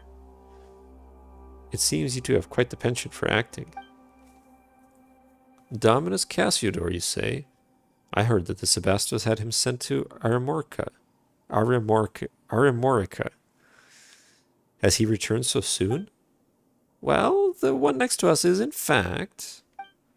whatever the case, we have come to survey the frontline legions. Right, I figured as much. I mean, we haven't gone to Fort Charybdis with the main body of troops. But we are the rear guard, so some final cleanup is well within our range of duties, eh? Is this also a command from Phobos? Well, it should have guided our every move, but since coming here, there have been many times where we could not hear its melody. As such, we've fallen back on Dominus Boethius' directives. Ah, that impudent fellow. The Sebastos does not permit the harm of innocent people. Innocent, you say? Yes, he did task us with helping these vulnerable humans before the war began. But our actions have the tacit approval of Phobos. Could its decrees ever be in conflict with the sacred word of the Sebastos? Yet you are not receiving the melody. Well, that is true enough. But in what can we place our trust if not Phobos? Surely it would not stand idly by were we to diverge from the correct path. Phobos is a perfect creation. I counsel you, as a Remorian, to not doubt its directives. Phobos' silence signifies rejection. Yes, that is possible. How did I not consider that? Could our rash actions have caused Phobos to cease guiding us? If so, then it bodes very ill. Very well, you speak true. We must reconsider our actions. In truth, I do not know how things came to this. There's been a strange feeling in my heart since this war broke out. We were meant to pursue freedom and happiness, but Phobos led us here instead, step by step. Has something gone wrong? What could it be? If you meet with the Sebastos upon your return, please apprise him of our circumstances and our doubts. You'll be doing us a truly great favor. Don't worry, we will. At least we finally got those two to withdraw. Now none shall stand in our way.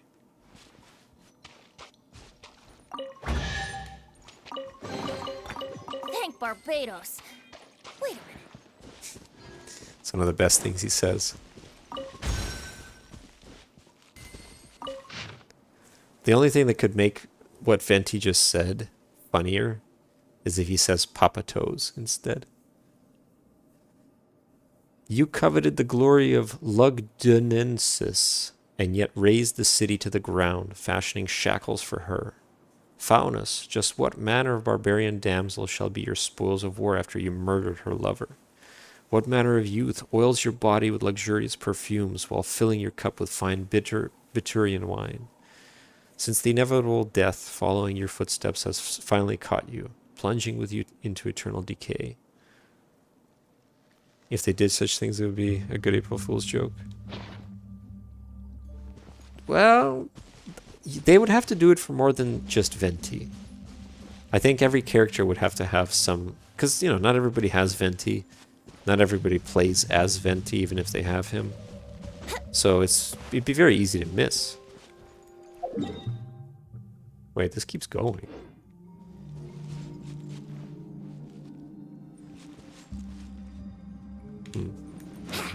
Nah, there's a chest there, so it's actually better I don't grab that thing. Be faster. Wait, where? You gotta go up, right?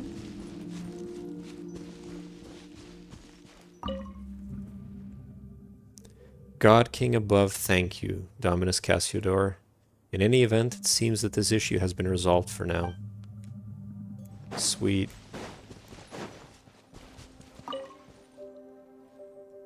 Let us continue onward. It is time to end this story of the past. So, what's the deal with you and Est? As you have seen, he was a friend of mine, and one of the survivors of Remuria's destruction. In later days, he followed me into the newborn Fontaine, and was laid to rest there. The spring waters responded to us, who were entrapped in rock, just as it did ordinary Fontanians, and he had children of his own, building a family there. His bloodline became joined to that of Fontaine, and all came to forget that he was no ordinary mortal. A good fate, no? Mm-hmm.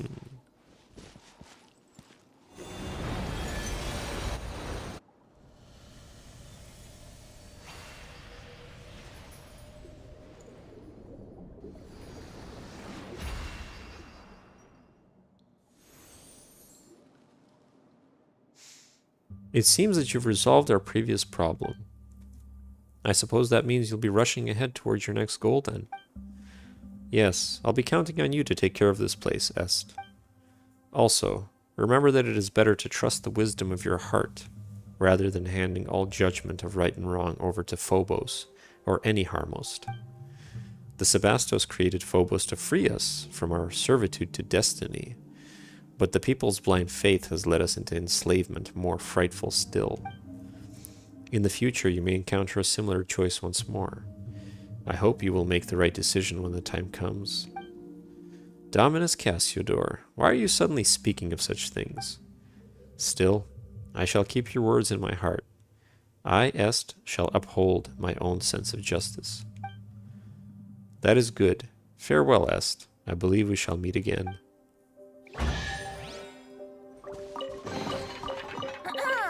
Have you heard the ballad of the treasure chest?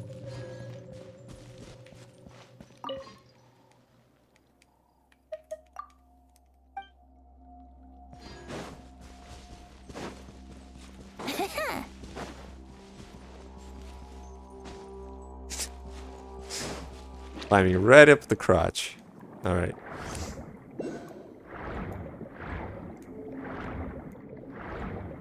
Maybe this is just... Oh, I see. It's kind of like a... Well, where the hell is it going? That doesn't help me.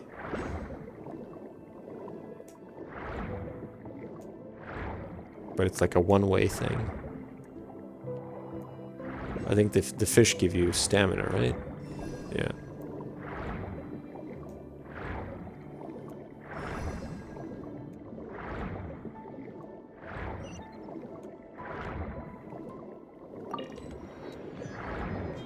Looks like it's been tangled by some kind of strange plant. The ancient creatures within this region of water have been under the influence of melodies. Blah, blah, blah. Oh, this is actually one of them, eh?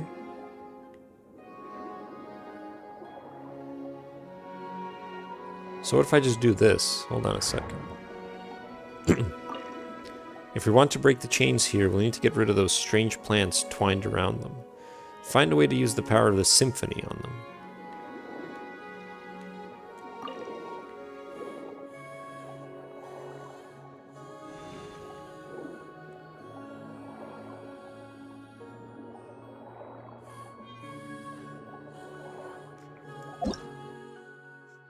This marvelous marine creature can resonate with the tune played by the washer octopus will enter a resonant state continuously. Ah.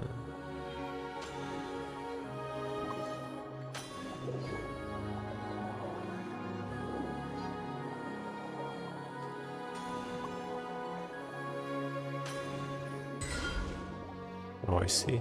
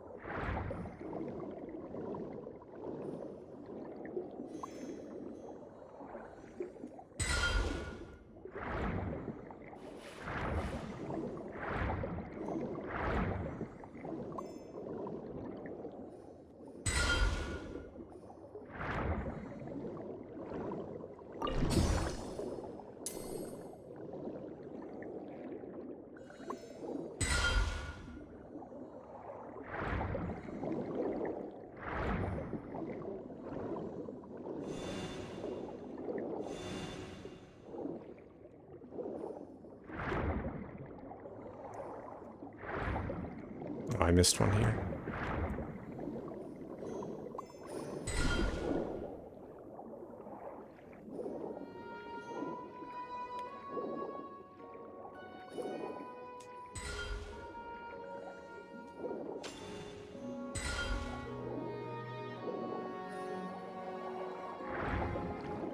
There we go. Well, now we just need to go remove the what?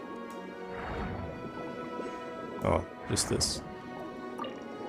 The chains wrap around that stone pillar. The power of the symphony should be able to loosen their grip.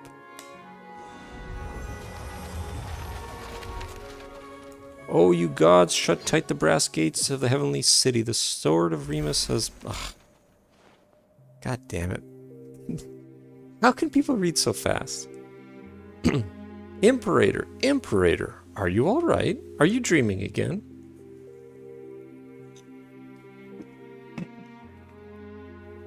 Ah, so noisy. What's going on?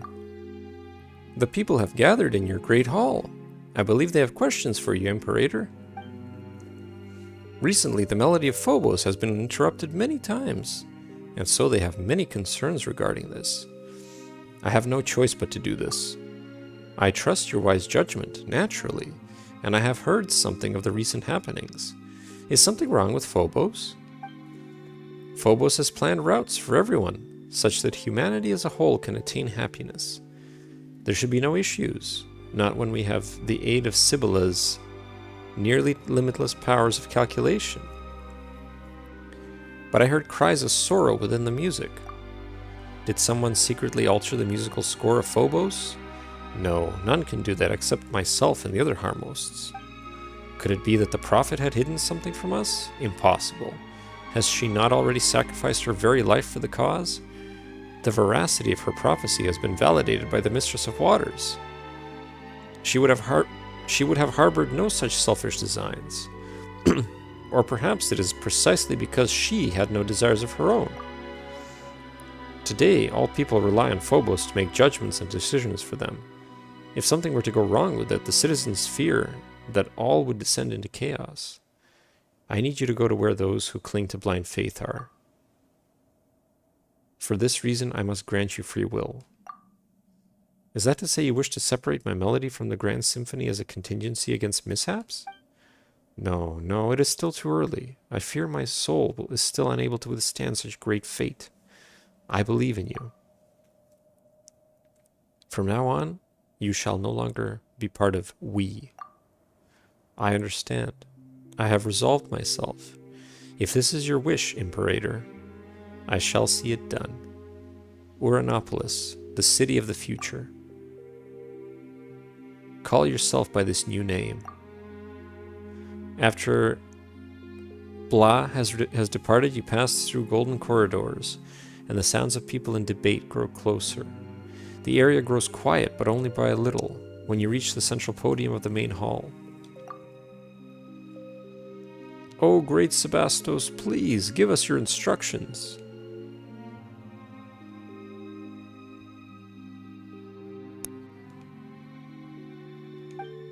Many have been unable to hear the Phobos' melody as of late.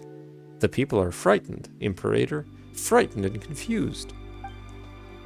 Our grand plan was proceeding as normal. The barbarians skulking in the shadows were being eliminated one by one, and the polluted waters were cleansed by Ichor. Yet, my Imperator, you plan to call a halt to our noble war without cause or reason. Why have you done this? I exercised my own judgment in the matter. Great Sebastos, I do not mean to challenge your authority, but I believe that you have shown them sufficient mercy already. We have brought glorious harmony to the land. The gates of Remuria are open to all who wish to join in our golden order. But what have they done? They have destroyed our towers and slaughtered our musicians. Their blighted souls are unworthy of any salvation. We cleanse their barbarous lands with blood, and order and civilization shall sprout after the destruction. For such ignorant savages, this is the highest mercy that can be granted to them. That is not what I want. But there should not be even a sliver of shadow under the sun. Is that not also your great ideal? If I may, Imperator, I believe that this is the wish of all citizens of Remuria. Sebastos, please, give the order. Defiled, defiled, defiled are all who dwell in Capitolium. If blood will not wash this land clean, then something, something, something. What's wrong with you, Raji? Now's not the time to rest. Hurry up and unchain these shackles. You saw it again, didn't you? The Sebastoses.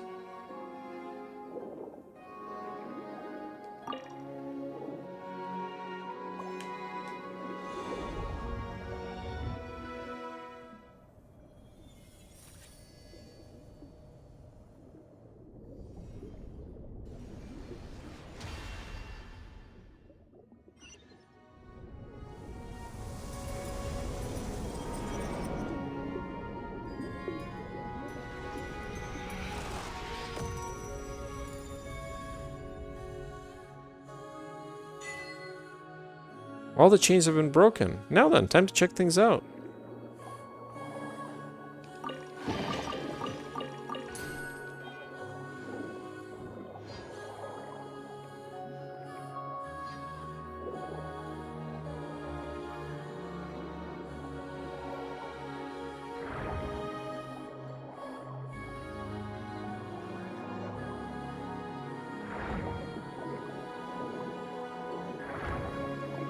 Head to where Scylla is.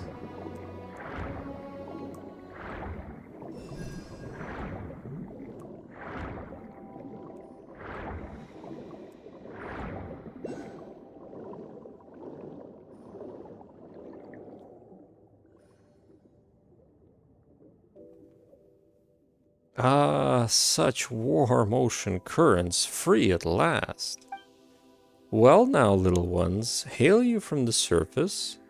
I know not for what reason you have come to this deep water prison, but...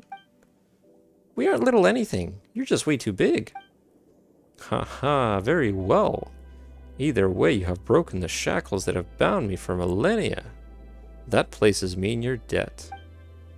If there is any undertaking in which I may aid you, then speak. Consider it a token of my gratitude. Paimon knew you'd be a reasonable guy. Anyway, Paimon's name is Paimon, and he's Raji, and this is... actually, Paimon's not sure what you'd call him by. What you'd know him by. But we call him Mr. Os. Ah, Casiodor, it is you. It has been a while. So you came back after all. But still, you are sadly late by a few thousand years, no less. Ooh, looks like this big guy knows you, Mr. Os. I have nothing to say to despicable traitors. Speak not so rashly, mortal. We are dragonborn. We keep all our promises and betray none, which is more than can be said for your haughty race. Save your breath. It is worth less than a drowning mayfly. Your betrayal is undisputed. Were we not defeated in that war precisely because you turned against us? If we hadn't lost that war, our nation, the Sebastos, wouldn't have... Ah, you've been gone for far too long, Casiodor. The truth is not what you imagine. Though I suppose that a secret plan would not have been secret had its details reached your ears. Secret plan?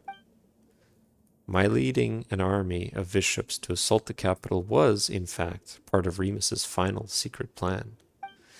And he did all this to save his nation and people. A man of great moral character. That sounds preposterous. Had he gone mad too? Yeah, that is kind of weird. Why would a ruler ask someone to invade their own country? And what little one would ones such as you or I know of Remus's thoughts? Whatever the case, look upon this. Casiodor. Even you should be able to divine its meaning. The guiding golden bees, they should only heed the call of the symphony. Why would the Sebastos bestow his power upon a savage dragon? Because they had an arrangement. Oh, you know much, little one. From where did you learn that? From memories scattered in the sea. You speak correctly. Yes, indeed, we did have an arrangement, but I failed him. I squandered his noble sacrifice. I could not make it to Domus Aurea in time, and so the waves devoured the whole city, and my kindred could not escape either. How could such a thing be? If it is betrayal you speak of, then Boethius was the true traitor. Were it not for that lying devil, that deceitful rat, and his silver-tongued deceptions, how could a prince among dragonkin such as I, who once led our armies after the age of the ancient dragons, have been beaten so easily? That devil first falsely claimed to have given up resistance on Remus's orders, saying he had ordered the legions to cease resistance. Yet when we arrived here, he suddenly rose up against us. Now that I have had much time to think on it, I fear he must have learned of Remus's plans somehow, and thus was able to set up such an inescapable trap and lure me in, step by step. And thus did my flesh and blood turn to stone, and thus did it remain for millennia, to this day, when you rescued me. Boethius knew perfectly well what a massive calamity his actions would bring about, yet he still... Could he have been trying to seize control over Phobos? Was that why he committed such sins? It seems that we don't have the full story yet. So the guy who keeps calling others traitors was actually a traitor through and through? But why, though? Are we going to have to ask him? Paimon doubts we'd get a straight answer.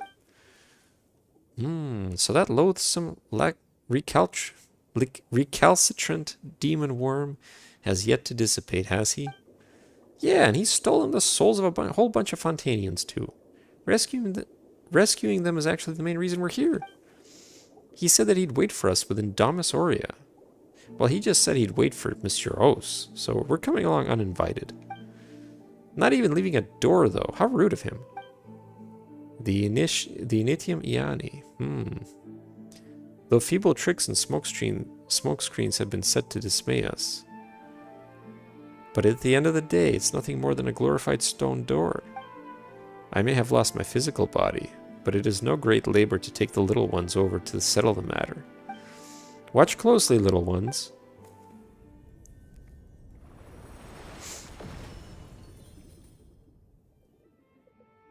Ooh, you're pretty reliable, huh, big guy? Now we simply need to break these revealed seals, one by one. If you're prepared, then let us go. Well then, Mr. Os, are you ready?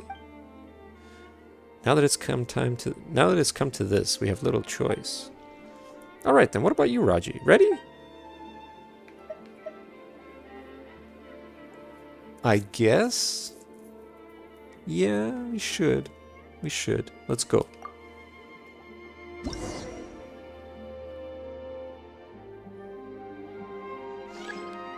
Should we desire to open this stone door?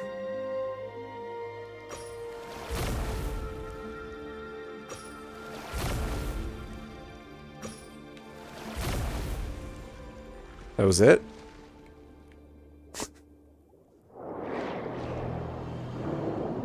I thought it was going to be like, go hunt for 7 locks that you have to unlock to open the sealed door.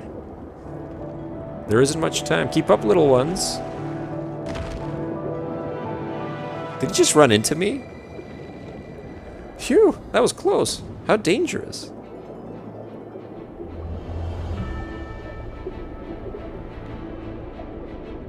It is dangerous here. Stray not too far from me.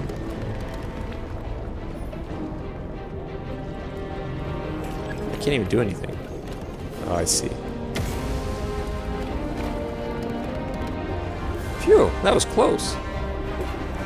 Phew, were it not for my being left with naught but this tiny body, there would be no way to take blah blah blah. There's no other paths?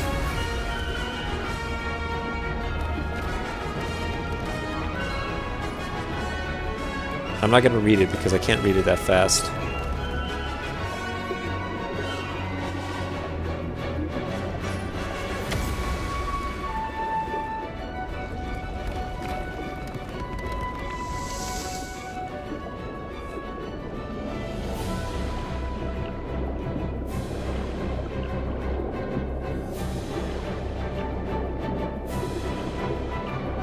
Oh, look, Paimon can finally see the exit.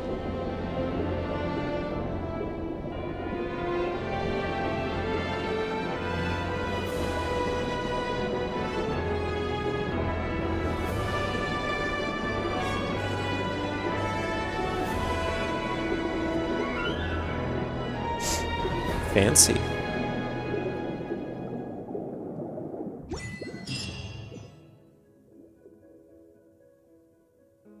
Phew, we're finally here.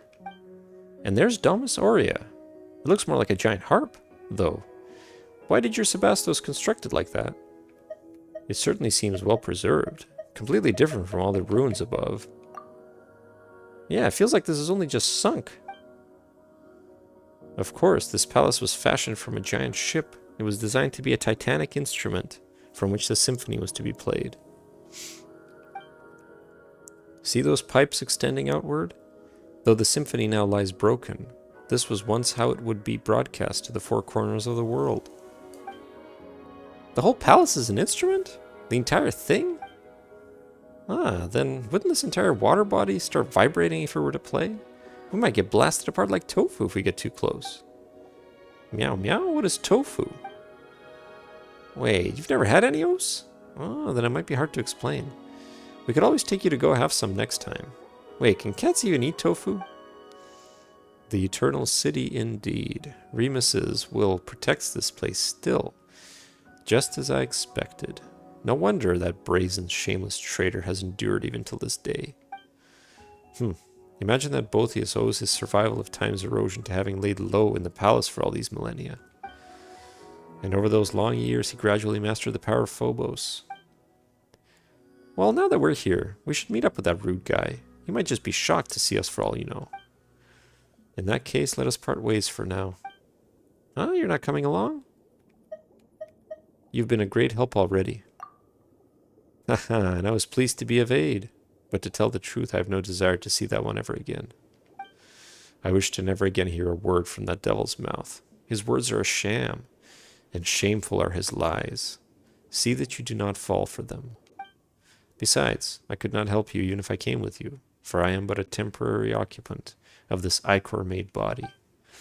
Were a battle to be joined, I would have no recourse. Not that I would mind terribly, but no gain would salve the loss of his seizing the symphony that Remus bequeathed unto me. Let us part here for now. Though I cannot aid you in battle, I can use the currents to send you hence. Come to me, should you need such aid. Regardless, let us meet again once you have vanquished that traitor. When that time comes, perhaps I too shall have the chance to make amends for my past regrets. Prince of Dragonborn Scylla. Scylla was prince over the Dragonborn in the distant past, and though he has lost his bodily form, he can still command the currents. When you get within a certain distance of him, he can summon high-speed currents to move to his side. Interact with him and ask him to summon intense currents to send you to a target location. If you aim at specific targets when choosing where to go, he might have other things to say as well. Scylla will roam the ocean depths. When you are exploring the Sea of Bygone Eras, he will move according to the body of water you are in.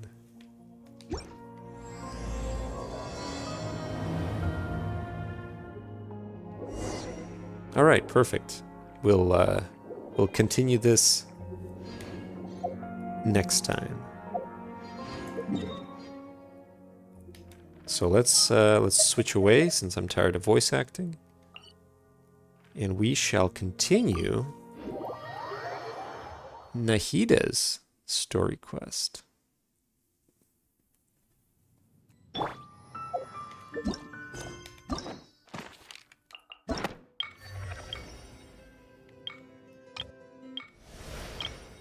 What am I doing? There she is. Dream of Awakening. Go to the place Ilman mentioned. You and Paimon meet Nahida at the venue of A Moment of Dreams. Together, you hear many creative dream ideas shared by event participants. Among them, you are a little concerned about a man named Ilman, who you decide to escort him to the place he has been dreaming about. All right, let's do it.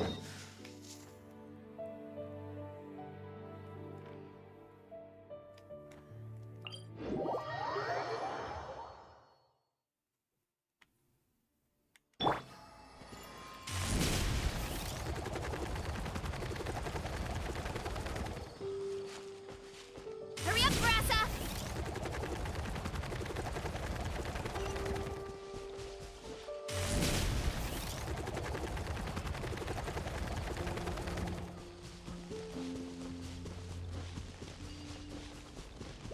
Hurry up, Brassa!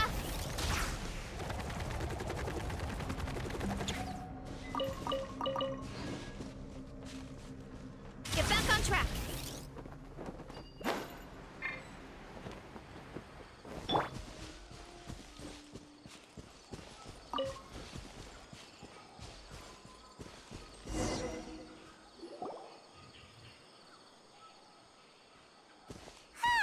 It's always nice to go for a leisurely stroll. Huh. Do adventurers often go to places like this? Yes, of course. We usually journey through far more dangerous places than this. Huh. I guess so. So, this is where you always meet your wife in your dreams? Yes, for the most part. Our place is on the summit, just up ahead. When I saw her in my dreams, we didn't do anything but talk about ordinary, mundane topics. I'd tell her about our daughter, Haidar, and she always listened intently. She would also reminisce about the past with me, telling me interesting stories and cracking jokes. It feels like no matter how long we may chat, it's never enough. Sometimes, it's the little things in life that matter the most. This is the part I'm a little puzzled about. I am very familiar with dreams, and normally, they lack logic and continuity. But you said she could remember what you had told her before, right? That's right. She always listened to me carefully in real life, and now, she's doing the same in my dreams. She always surprises me with some details from our lives in the real world. The fact that she can remember such things makes me feel like she's alive. Whoa, that's pretty weird. Well, dreams are kind of weird to begin with. However, the problem is that his dreams have too much structure and continuity. Most dreams are far more fragile than you can imagine. For example, a loud noise outside your window in the real world could cause your dream self to get loaded into and fired out of a big cannon. Another example. If you're thirsty in the real world, then you might find yourself trudging through a desert in your dream. But the appearance of your wife seems unusually stable and unaffected by any outside interference. Statistically, this should be extremely rare. I don't understand it either. But I have no reason to suspect or reject these dreams. They're too beautiful. Indeed. I agree. It doesn't really feel like a cause for concern. But I still want to figure out the how and the why. These kind of dreams are novel to me as well. That's why I want to have a look at the scene your dreams have been taking place at. Let's go. Just think of it as a nice little hike to the top of the mountain.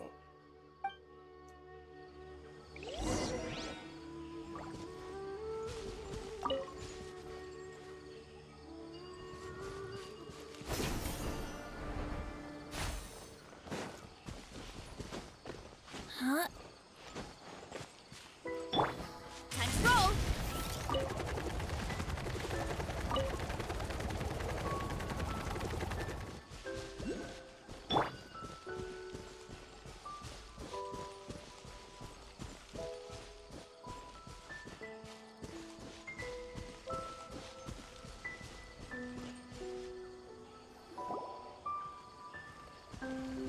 Well, he really wasn't kidding. This place definitely isn't safe. No matter. We'll just finish them quickly. Huh? Are you going to fight too, Nahida? Of course. This is all part of our little trip. Hell yeah, you go, girl! Look at her. Look how pale she is. She gives Flint's a run for his money. Let's see if we can just use her. I see everything.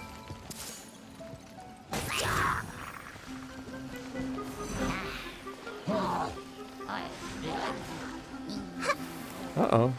Uh-oh.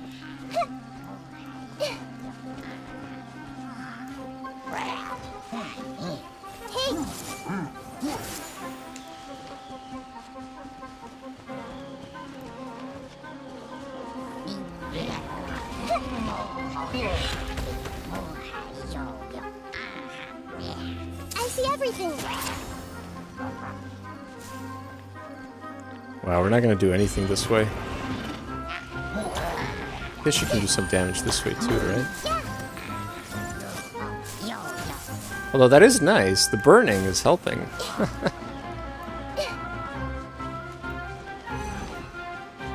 Everyone hold hands. Hey.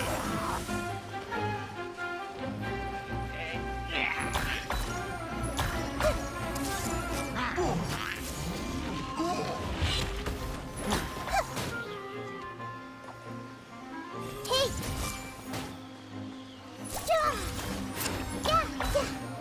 Yeah.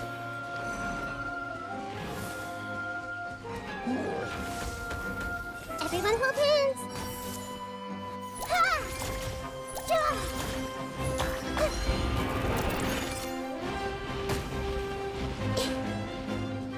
Hey. Ha! Yeah. I see everything. Ow. Committed to memory. Grow.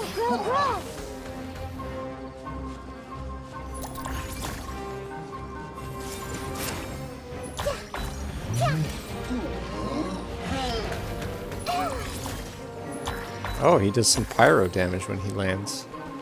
Hey. That was fun. I think Nahida's a good character. I won't pull for her because she's an Archon. The scenery here is amazing! See, It also seems like a great spot for eating snacks and taking a nap. the way I see it is this restriction that I put on myself to not pull any more Archons. It helps me avoid trying to pull every character. She didn't get out in the sun much when she was locked up. Yeah, it's true. But yeah, like, look at her. She's so pale. It's just funny because, like, Sumerians... I guess it's only the desert ones. They're either tanned or darker skin colored. Paimon wouldn't mind spending some time here every day either. I've yet to see anything strange about this place. So yeah, the Tsaritsa is gonna be a challenge to, like, I might have to just break that promise for that. So it'll be Venti and Tsaritsa. The first and the last, you could say. Because even Columbina, I like Columbina. And if I end up getting Sandrone somehow, it's only fair if I get Columbina, because those two are just like two peas in a pod. So we'll see, I don't know. She's not, but you kept going on about how she's a goddess and all that. She's basically the not cry Archon, that type of thing. So as a result, I'm sticking to that. I do not plan to deny the power of longing. Such an intense but unquantifiable emotion could indeed have the power to organize dreams. His wife must be a really amazing person. Huh? Wait, where'd he go? Oh, so you are waiting for me here? Well, guess what? I've brought someone amazing with me today. When the Dendro Archon said she wanted to come with me, I could hardly believe it. I'll bring Haidar once I'm more familiar with the way here. She's been telling me that she really misses you. She is, but you have a technicality to justify pulling for her?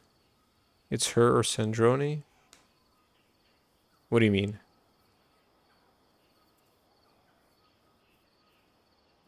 You mean the fact that I'm not a big fan of Sandrone?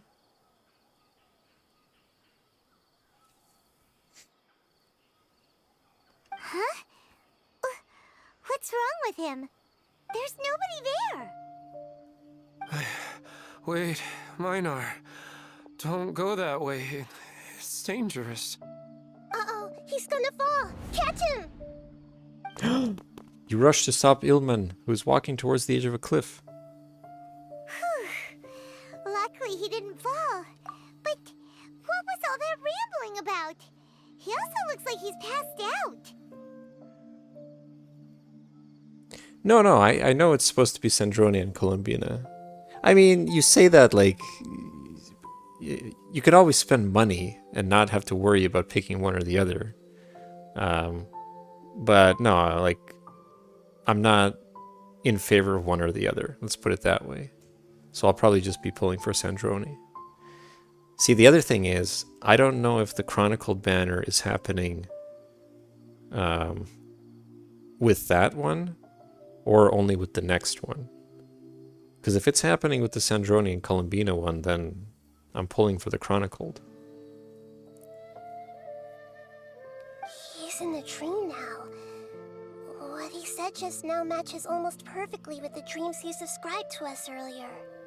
Oh, so he fell asleep and started to have the same dream? I find it a little strange as well, but we mustn't awaken someone while they're sleepwalking. All we can do is sit here and wait. Huh? Minar. Where's Minar? Oh, good! You're finally awake! What happened? You were sleepwalking and almost fell. Huh? Sleepwalking? Oh, right. It was all just a dream. The moment I reached the summit, I saw my wife, Minar, sitting there, and walked over to her. After I introduced her to you, she seemed a little flustered and started walking away. I told her to stop because of the cliff, and then she seemed to suddenly disappear. A strong wind started to blow around me and the sky grew dark. When I realized something wasn't right, I woke up. That sounds pretty wild. Maybe you were just too tired. I don't think so. I slept a lot yesterday, and I don't feel very sleepy now. I wonder if there's a... You can definitely make an Archon-only team. Right, Mavuika could be the DPS. And... yeah, what would your Archon-only team be, Joel? I assume Mavuika's going to be on there, but who else? What kind of elemental damage are you going to be doing? What kind of elemental reactions? Maybe we've affected the way his subconscious constructs dreams by following him here. Anyway, all that matters is that you woke up safe and sound. I think I know what happened now. I'm sorry. If it weren't for you, I would have fallen. Let's head back now. Don't come back to this place again for the time being. Oh, okay. Nahida, what's on your mind? Paimon's a little worried now. We still don't have enough evidence to work off of, so it's hard to draw any reliable conclusions yet. But I'm concerned that Ilmon's case may not be unique to him. Oh, right! Come to think of it, there were lots of people from the event who had vivid memories of their dreams. Yeah, I guess Mavuika and Farina, they go hand in hand. Vaporize and everything. Nahida, though? How would that work? What kind of reactions do you get from Pyro, Hydro, and Dendro?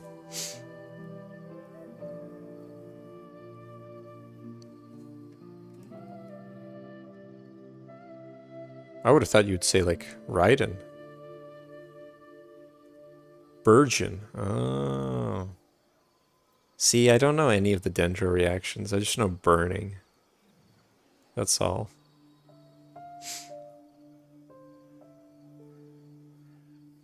Maybe this phenomenon is already spreading. Right. And not only at a moment of dreams, there may be people like this all across Sumeru. We need to understand what's happening and the rate of its development as soon as possible. Then there's no time to lose. Let's head back. Stop standing there, Ilmon. Let's go. See, because, you know, we talked about the different teams and stuff. That's what I'm trying to do with the teams I create. I try to make teams that do different reactions than I already have teams for. Right, so like the burning team with Dia and Emily, and then potentially like whatever Sethos, whatever reactions he's best for. Or like Fremine with Shatter. Everybody loves Shatter, apparently, right? Best reaction ever.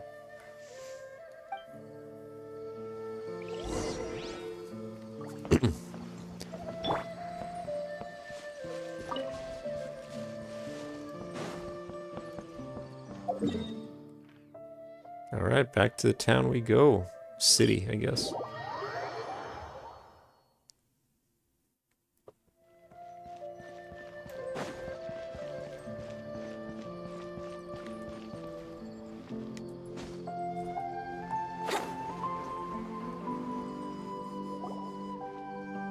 Oh, you're back already.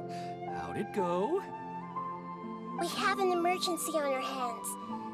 Please notify everyone here that while they can continue to discuss their dreams, they mustn't try to visit or recreate the locations and scenes that they have been experiencing in them. What? All right, if that's the wish of the great Dendro Archon. But could you at least tell me what happened? You all look so serious. You tell Pedrosh what happened on your trip with Ilman. I see. I never knew even a dream could be so dangerous. Don't worry. I'll be sure to notify all the event participants and inform the other staff members about what has happened. Using the event registration list, I should be able to contact more people that were interested in dreams and warn them about the situation. Thank you. That would be very helpful. Let me confirm if all of today's participants are still here. Atta has already left. It seemed that he was on his way to make a hammer, so that shouldn't be a problem. Oh, wait a second. Where's Katya? Has anyone seen Katya? Has she already left? Oh, I think she already left. She said there was somewhere she wanted to go.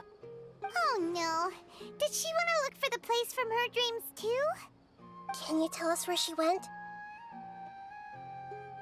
Yes, she did briefly mention it. Somewhere near Chatrakam Cave. Alright, thank you. We'll go look for her. Please help us tell the others not to do anything reckless. Sure thing. Who would have known things would have turned out like this?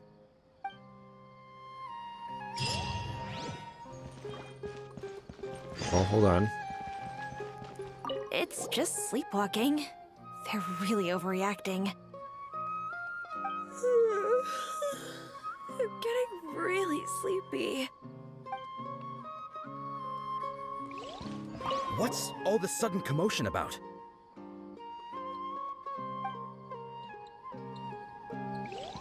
It's just a dream. How bad could it be? Haidar.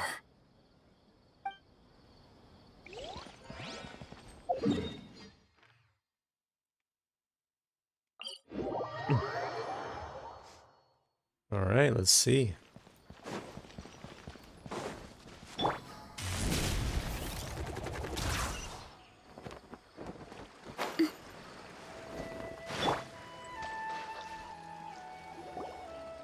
Look!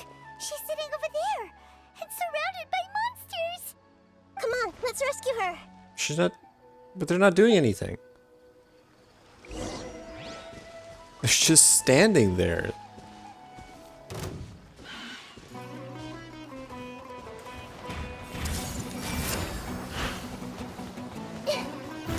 Alright, well... Defensive mode engaged. Annihilation mode.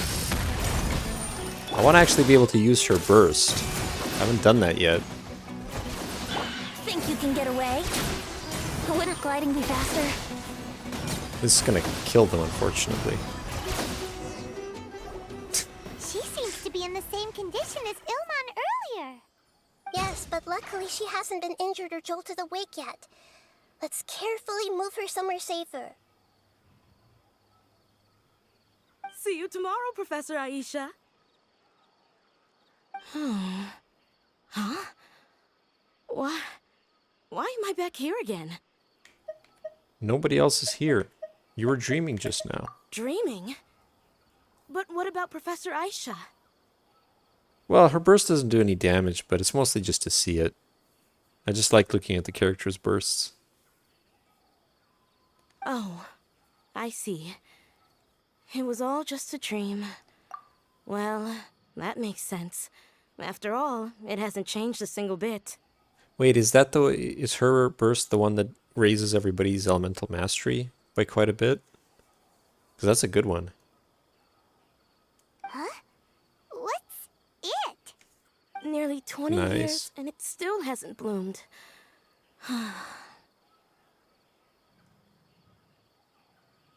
Does it have something to do with your dream? Please, tell us what you mean. Wait, I wonder how good she is if you put her on the Lauma, Nefer, and some Hydro character team. Because they need elemental mastery. That's pretty cool if she raises it. Sorry, I'm still feeling a little groggy. Please give me a moment here. Alright, where to start? Right, this plant. So, Professor Aisha gave me this plant just before she left. She was a good friend of my parents, and my first real tutor. She was also an outstanding Amorta researcher. In addition to her extraordinary academic talents, she was also skilled in combat, and would accept lots of work from the Adventurers Guild. Oh, so you mean she's left on an adventure? Yes. When I was about 10 years old, she told me that she must go look for the secrets of the Abyss, and that she would be gone for a long time. I grabbed hold of her and wouldn't let go. I didn't know what the Abyss was. I just knew that she was like family to me. She hugged me, and we cried for some time until I fell asleep.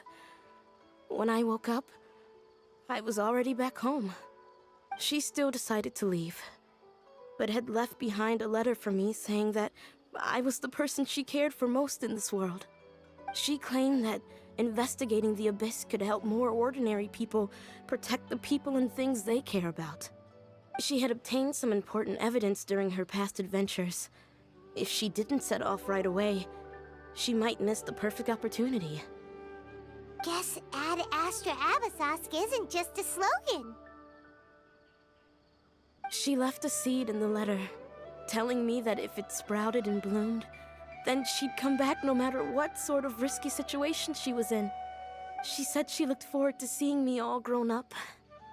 But strangely, I've tried watering it, feeding it, everything I could think of. But I've never been able to get it to bloom. I even went to ask the Amorta researchers, and they couldn't explain it either. May I have a look at the plant? Of course. I was hoping the great Dendro Archon could help me solve this problem. Let me see.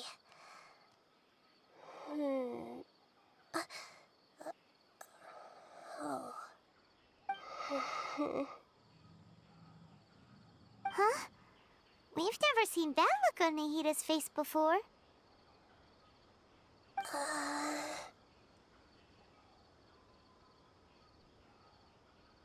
Wait, could it be?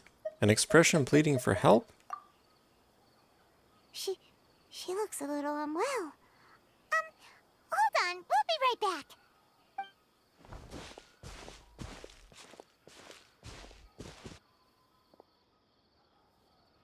What's wrong, Nahida?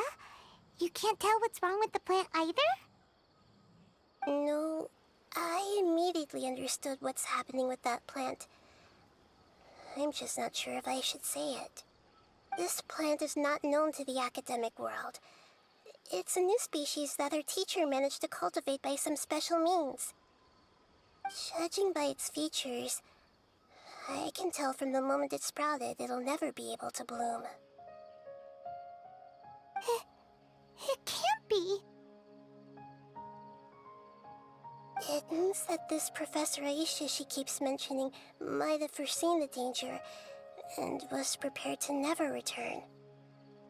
From my experience observing people, she would undoubtedly regard this as a brutal revelation. When forced to confront such brutal truths, people may break down into tears, talk nonsense, or lose their tempers. I know she has to face the truth, but at the same time, I don't want to hurt her. Tell me, what should I do? Yeah, that's a tricky one. Seems like you've already got a good idea of the feelings she might experience. I'll tell her. But wouldn't that mean I'm just pushing it all on you? What if she just gets angry at you instead? It's all right.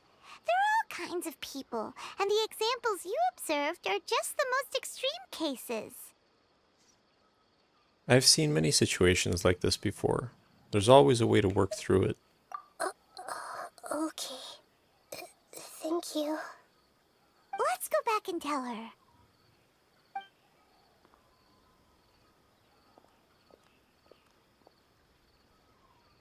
Huh? It'll never bloom?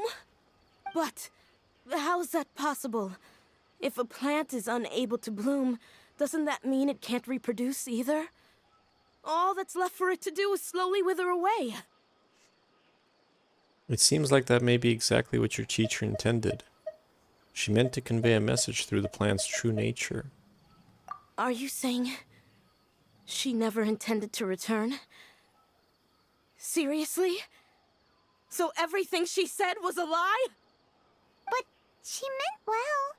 Since the separation was inevitable, she hoped that you would be able to come to grips with such a cruel parting a little later in life. She really cared about you. Yeah, her love, care, and attention to you, all those warm moments were real. I guess she had hoped that you could understand and respect her choice after learning the truth. I see. Sorry, I don't want to sound ungrateful, but it's just so much to take in. The dreams are so beautiful, yet reality is heartlessly cold. I really thought she had come back. I had so much to tell her. I can understand your grief. We're trying to investigate these dreams. These dreams may not be as pure and beautiful as they seem. Some kind of power may be exploiting your feelings. Really?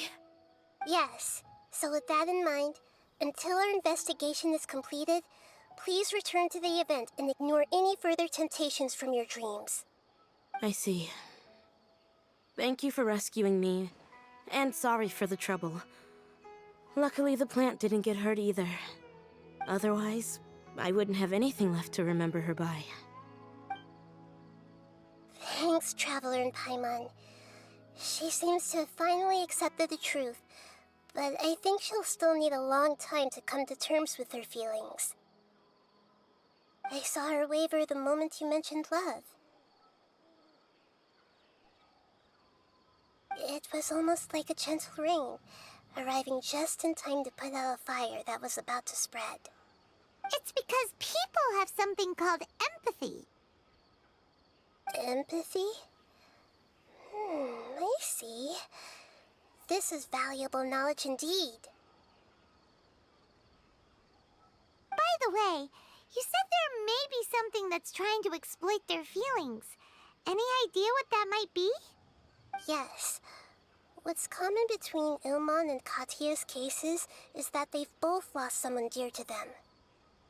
And now, they get to meet the people they cherish in their dreams again, and the people feel more real than anything a regular dream could hope to create. Instead of interpreting it as a result of their longing, I have to consider a more antagonistic explanation. Someone is taking advantage of their longing.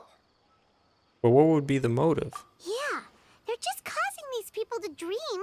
What are they after? This is exactly what we need to investigate. Anyway, let's pay another visit to a moment of dreams. I have a bad feeling about all this. I hope things haven't gotten any worse.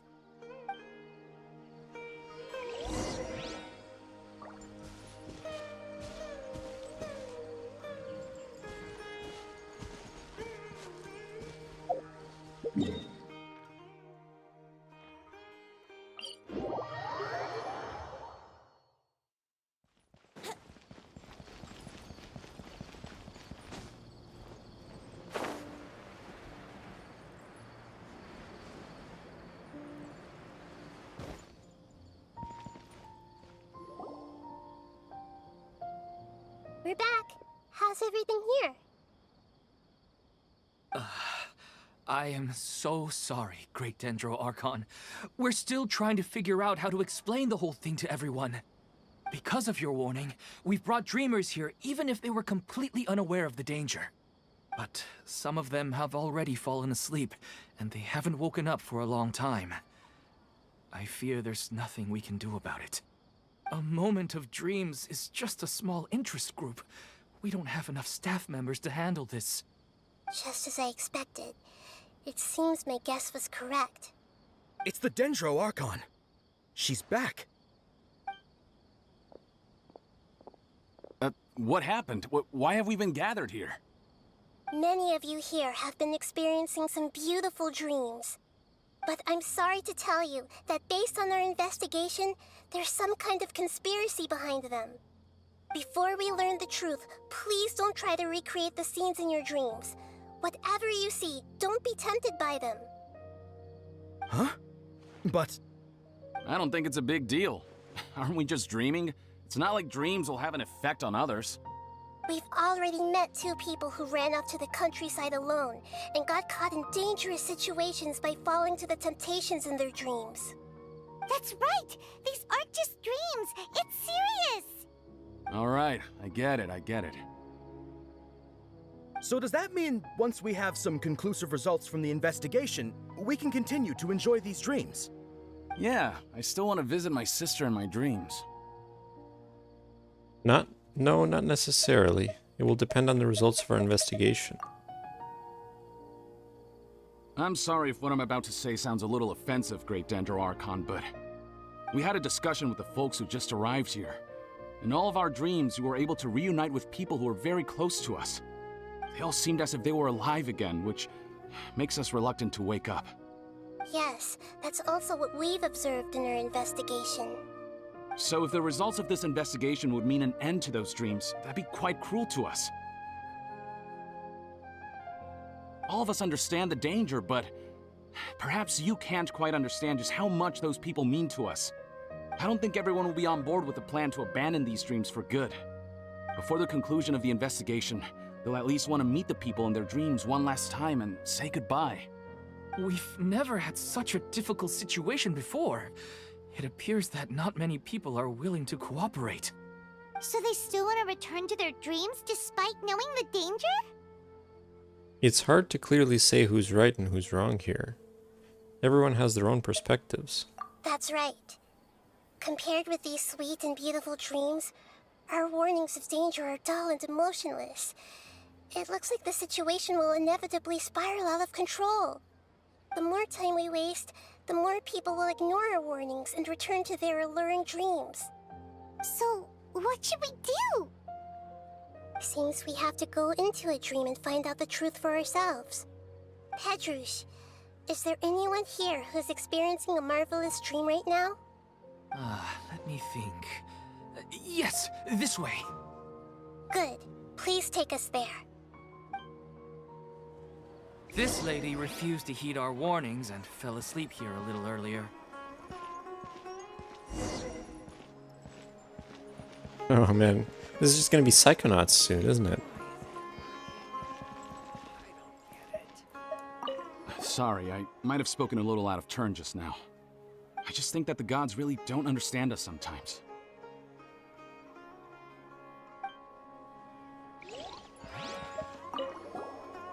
All this commotion's making me wish I could experience this kind of dream too.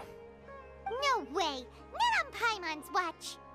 Alright. No need to get so worked up.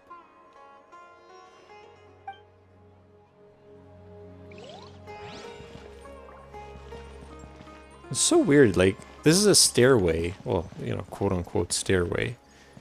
You would think people are passing by, but their little meeting area is entirely in the way of people passing by. It's not a separate room anywhere, it's just like on the path. Actually, I can really sympathize with everyone's feelings on this.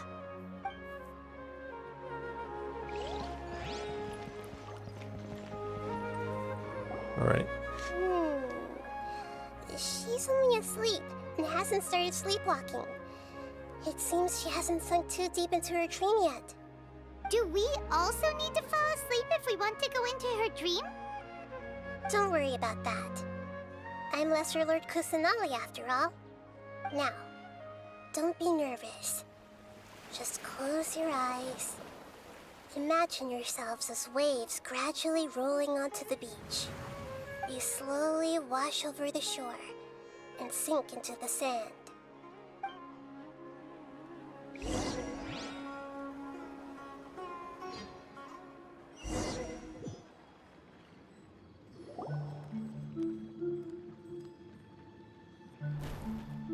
What's wrong, Traveler? You look a little disoriented.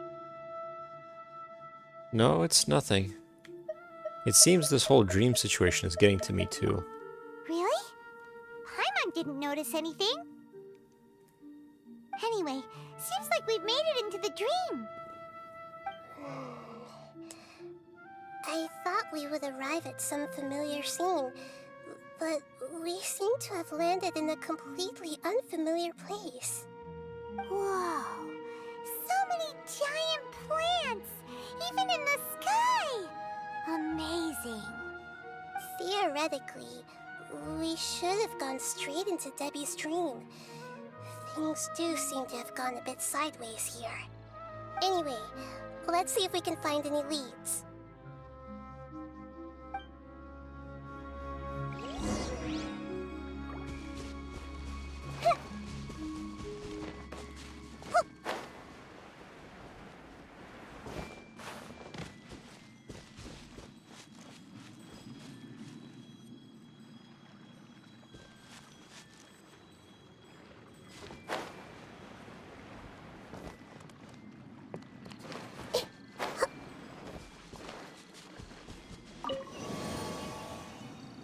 Oh, okay.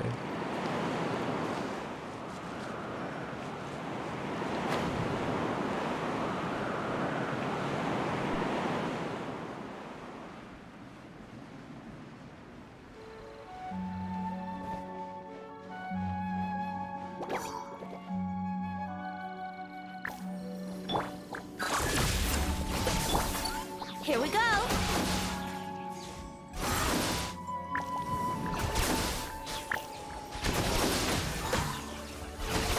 Time for takeoff.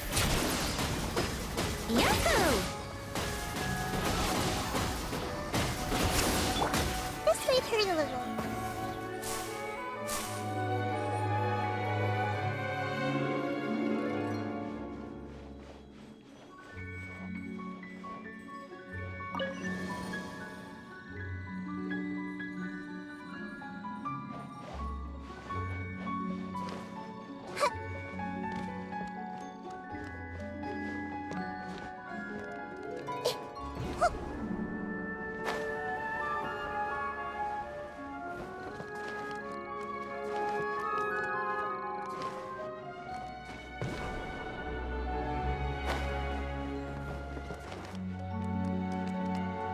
Whoops.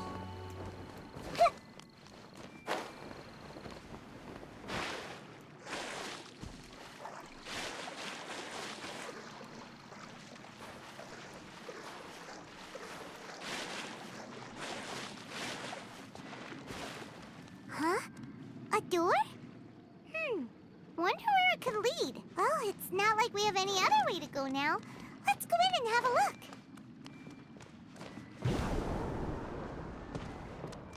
Why do they have all these bouncy pads?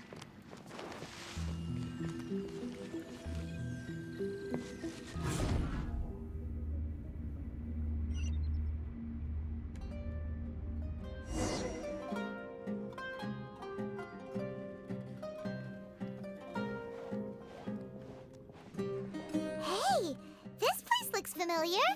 Isn't it Puspa Cafe? Oh, Paimon sees Debbie. She's right over there. Looks like we've come to the right place. These alluring dreams often portray a scene from real life, which concurs with our previous findings. Really? But what about that space we were in just now? Maybe it was like some kind of hub. The dreams may be connected. You can't mean this is another collective dream? Yes. Given that so many people have been experiencing these beautiful dreams, I would say it's very likely that they're interconnected. Compared to an interconnected dream, independent individual dreams would be much harder to manage and manipulate. Ah, Paimon gets it now. Well, let's go talk with Debbie. Oh, but there are some other people next to her. Are they dreaming too? If this space is exclusive to Debbie's dream, then the others beside her are most likely the people she cherishes. Anyway, we should confirm that first, just to be sure. Huh. How do we do that? Just leave it to me.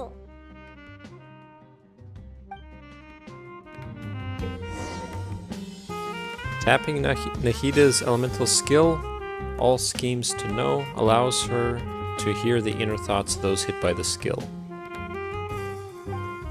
Hold Nahida's elemental skill, all schemes to know, to select a specific person to hear their inner thoughts. There seem to be many within this dreamscape whose hearts cannot be read by all schemes to know.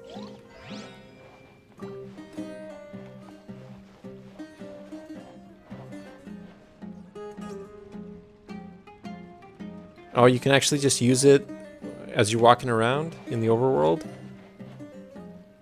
Everyone hold hands. No, you gotta just tap it, I think, right?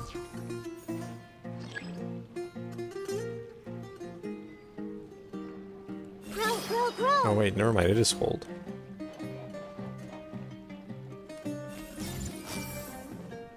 What? Hold on. Wait, where'd it go? Would it say if I can't?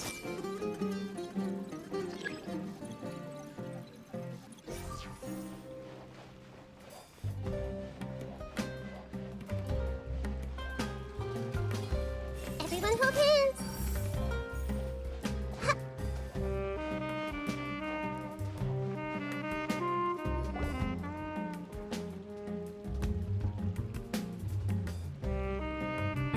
The coffee here still tastes the same as ever. You two have traveled all around Teyvat. Surely you've all tasted better coffee than this.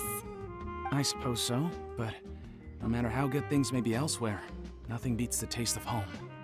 That's right. It's hard to change your tastes. Anyway, here's to your return home. Welcome back, everyone.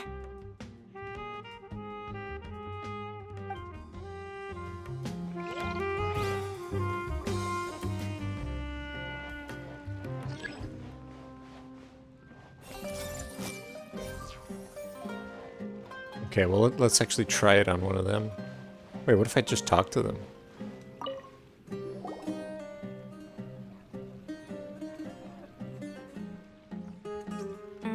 The coffee Oh, here. okay, I You see. two have traveled. I suppose so. That's right. Anyway, Okay, so yeah, I mean, I was doing it right, but I guess, you know, the other people, it doesn't work on them.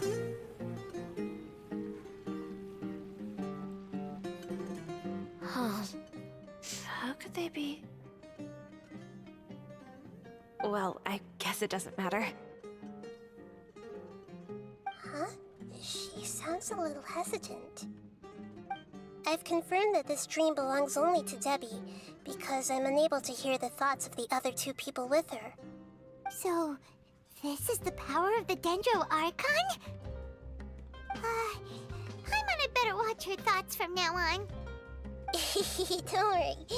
I don't often use my powers like this. It's rather impolite. Alright, I need to get myself ready. It won't be easy to break it to her, but there's no avoiding it now. The Great Dendro Archon! What brings you here? I'm sorry to interrupt your celebration, but have you noticed that what's happening here doesn't quite match up with your memories? I don't quite understand. Great Dendro Archon.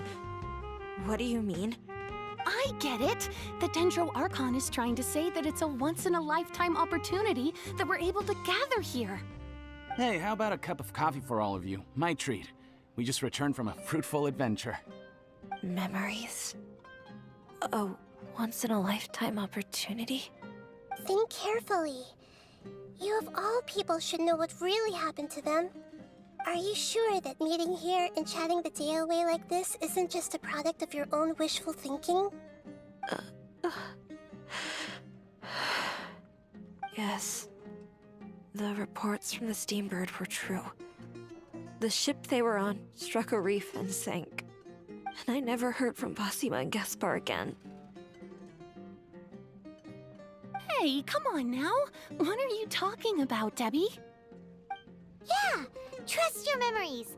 Nothing you see here is real. I get it now. This is a dream, isn't it? But since it's my dream, it doesn't matter if this is real or not. I enjoy the way things are here. I no longer have to face the tragedies of real life. These friends mean the world to me. Nobody else can understand me like they do. There's nothing wrong with continuing this dream.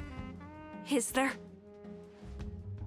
I'm worried that if you were to continue dreaming like this, the lines between dreams and reality will gradually become too blurred for you.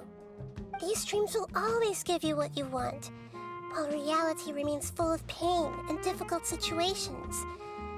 If you're not careful, you can get hurt. Don't worry. I still have control. I won't let it go that far. Are you sure? Hey, how about we put all this troublesome stuff aside and get back to our coffee and snacks, Whether it's just a dream or real life, you should be happy. You can't just brush off something like this. We don't even know how you people got here or where you even came from. Don't push it, Paimon. These are important people to Debbie. Sorry. Paimon didn't mean to upset anyone. No, it's alright. I understand that you're just trying to look out for me. It seems that for now, this place is still relatively harmless for you. But I wonder if there's any way to go deeper into the dream. Huh. Now that you mention it, I once heard a strange voice tell me that there's an entrance here. I'm not interested in checking it out at the moment, but maybe I'll go in and have a look later. Okay, thanks for your help. Just as I expected, we're only on the surface of this dream.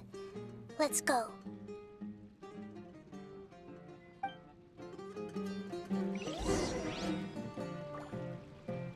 We have to go deeper.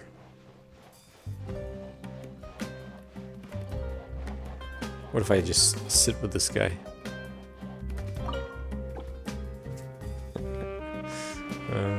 Everyone hold hands! It's all just a dream. Well, you gotta try this out now, Joel. Now that you remember, you gotta try it out. See if you can get anybody not cry to reveal their thoughts.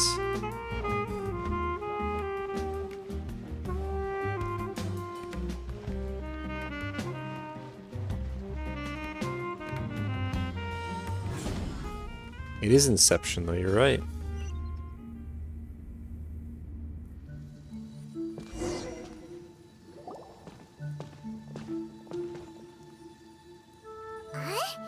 What are we doing here again? Wait a second. We were just up there. No, down there? Did we go up or down? Don't panic. This is how dreams work. We've left Debbie's dream, but the dream is still continuing onward. I'm not sure where it'll lead us. This dream has the ability to create imaginary people, which is why people are so unwilling to wake up. If it weren't for what we just saw, Paimon might still find that a bit hard to believe. So what awaits us further in the dream? I have a guess. If these dreams are connected, then there should be some sort of order to them. The fact that Debbie was able to realize that she was dreaming means that she is not very deep in the dream yet. But the space we're in has been turned upside down.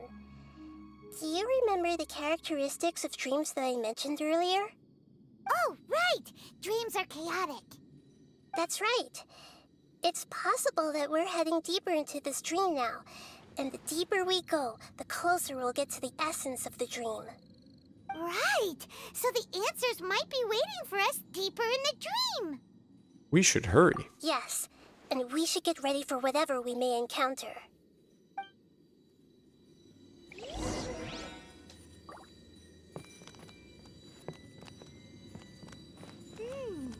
It looks like we may need to put something inside there.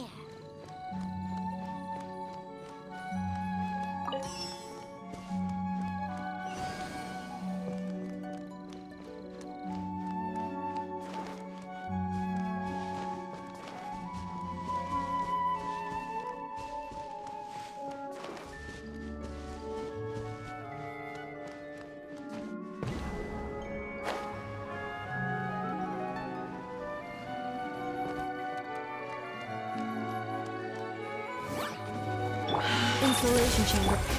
Let's play! Think you can get away?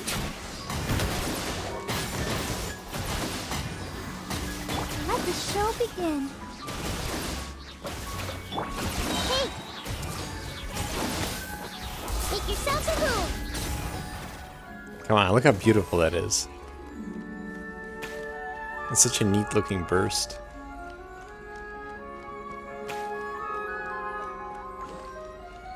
And it lasts for a while, doesn't it?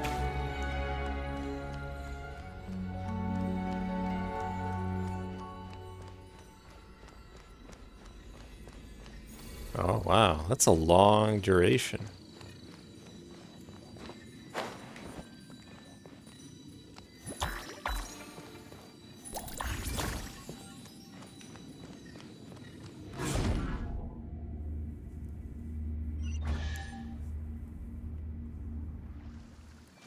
Whoa.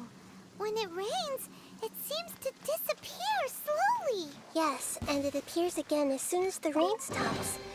It's less like a flower, and more like a dendro slime that's trying to keep out of sight. Here we go again! Nahita's analogy.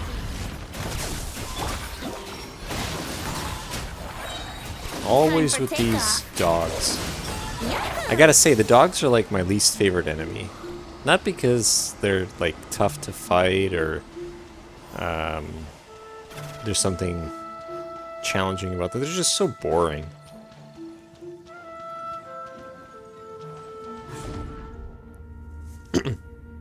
Huh? Are we 30 back up here seconds. again? Wow. Wait. Paimon's confused. Are we up here or down there? Good thing we didn't fall. Yes, we did. We just fell upwards. That's not helping, Nahita. Paimon has no clue what's going on anymore.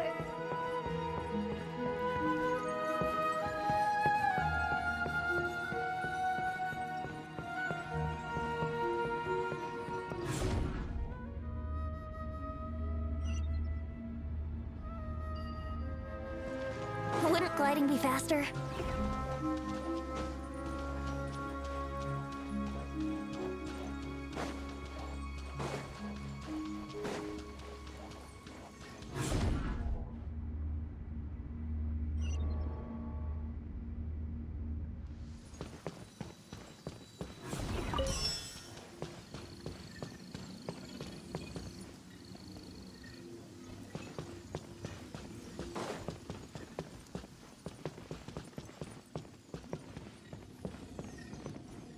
Oh, I see the rain stops, that's why.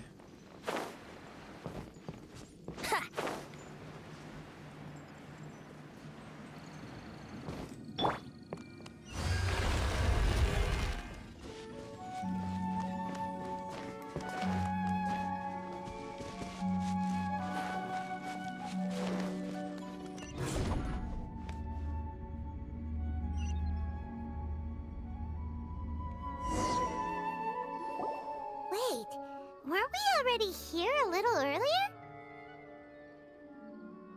This is probably Ilmon's dream.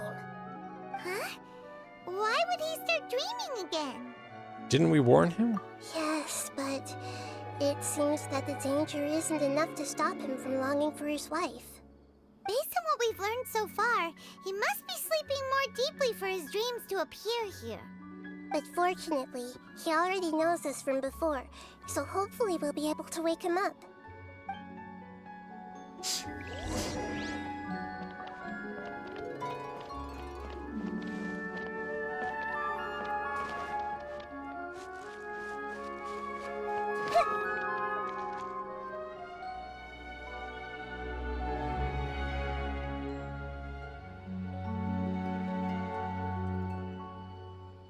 Ilmon!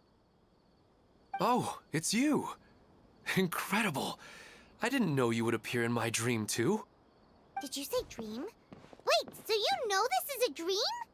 Of course. Such good things rarely happen to me in real life these days. Here, let me introduce everyone. This is Minar, my wife who I mentioned before. And this is our daughter, Hello. It's a great honor to meet the Dendro Archon. Whoa, Dad! You know the Dendro Archon? That's amazing! And what's this? Is it a new toy? No, it's Paimon, not a toy! Anyway, now's not the time for that! Nahida, this doesn't seem to add up with what we were expecting.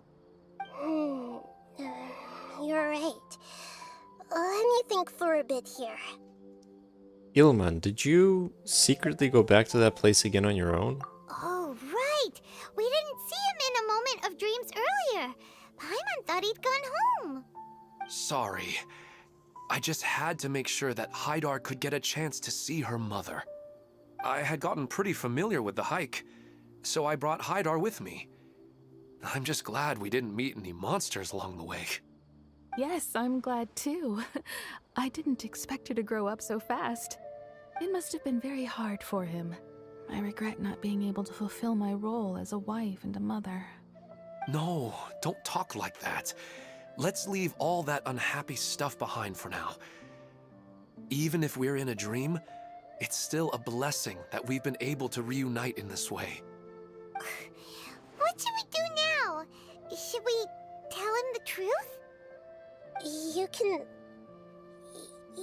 let me break the news. I should be the one to do it. I'm sorry, but I should tell you that your dream did not create us. We are real people with our own consciousness. Like the last time we met, we are still investigating this dream, and we've already learned some things about it. So you mean there's something nefarious with this dream as well? Ilmon, what's going on? It seems the reunion of our family is destined to only be temporary. Huh? Is Mom leaving? Maybe. But in all likelihood, that is indeed how things will end. Oh. No, Mom, you can't leave! I'm afraid I don't quite understand what's going on. Don't worry, Haidar. Mom's not going anywhere. Please, don't cry. Minar doesn't understand any of this. I'm fully aware that this is a dream, so that's why I've never told her the truth, but never mind. It's not like I would know what to say. I mean, I don't get any of the complicated stuff, but regardless of whether this dream is good or bad, you're here to resolve it, right? Yes. Then please, let us enjoy this moment for just a while longer. Regardless of whatever caused this dream to come to pass, I feel extremely grateful to have had the chance to reunite with my family. But does this dream really have to disappear? I'm afraid so. Sorry. Okay. I see. Please, come this way. You can go even deeper into the dream by heading in this direction. I have heard that the further down you go, the more pleasant the dreams become. And the more you want to stay. The answer you're looking for may also be found there. Go ahead. Thank you for helping us, and I'm truly sorry. You're welcome. It's not like I have any say in the matter. I'm just an ordinary person after all. Who am I to interfere with the work of a god? I'll be right behind you. I should at least let Minar and Haidar know what's going on here. Otherwise, my daughter might be mad at her mother after we wake up.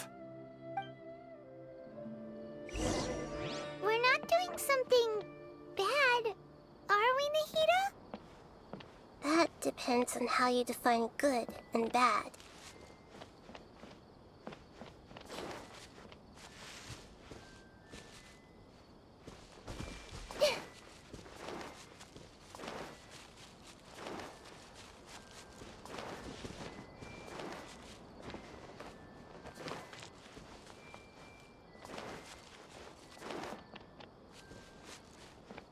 I see everything. Is this too cruel for Haidar? How can I ever get her to come to terms with this?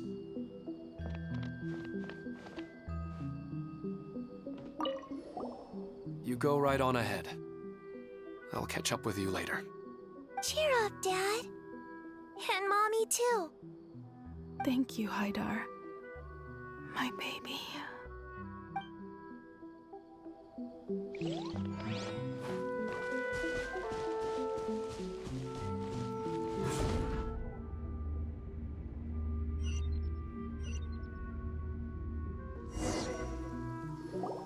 It's the same place again.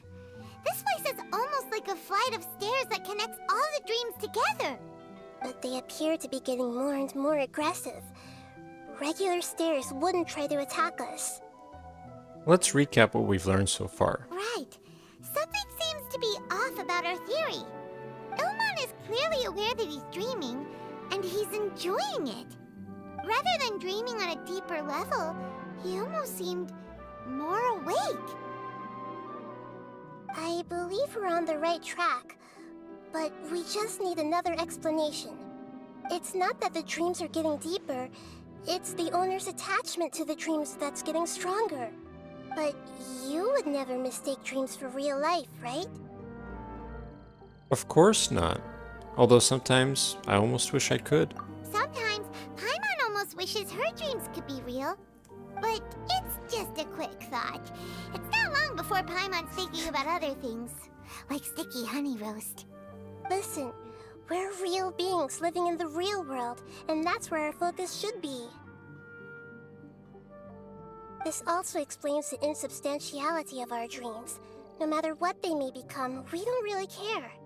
But if we decide to abandon reality and embrace our dreams, then our dreams will become far more substantial. Oh, wait!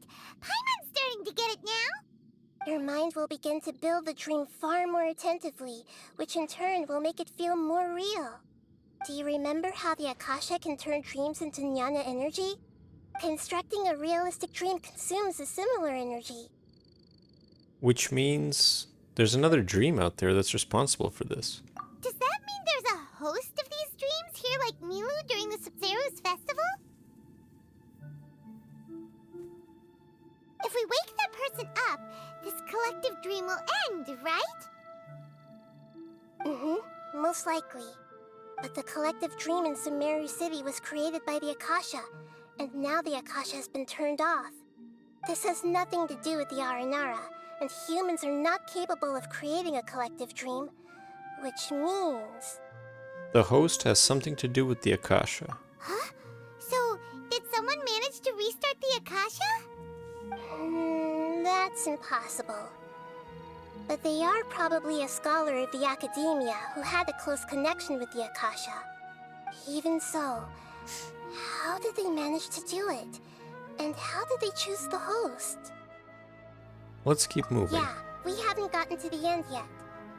Once we know their motive, all the questions will resolve themselves.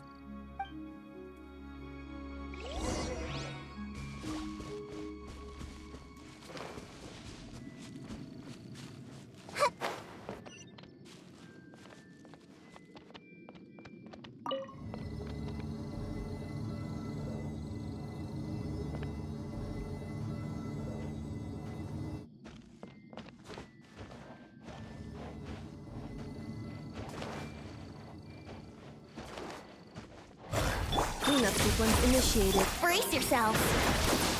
Ready, steady, go! Committed to memory. The Temple of Wisdom. Insulation chamber. Let's play!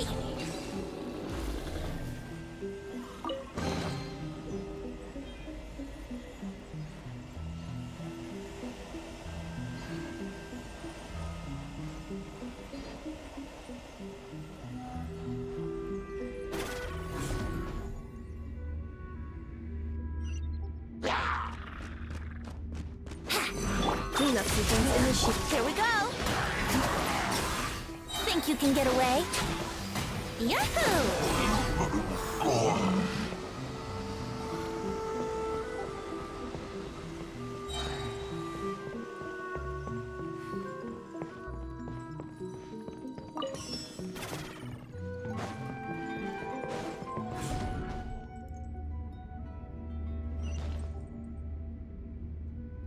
All the water that used to be here has turned into rain. Then let's get through here before the water level rises.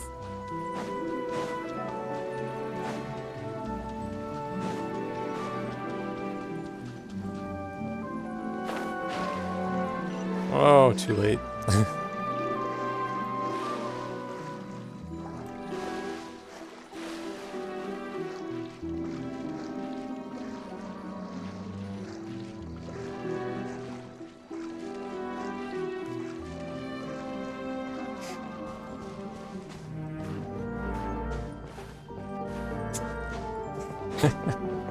Oh, that's hilarious.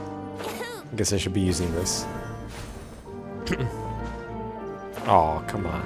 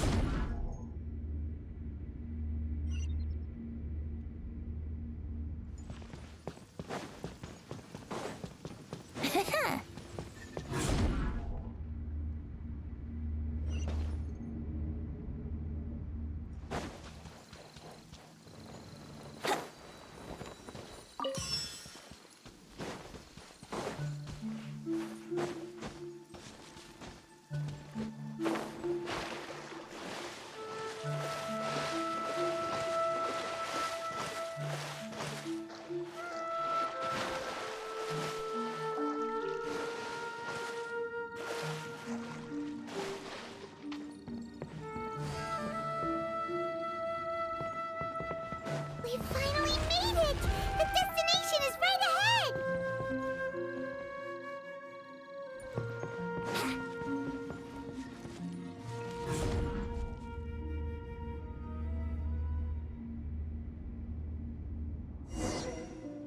Wow! A new place!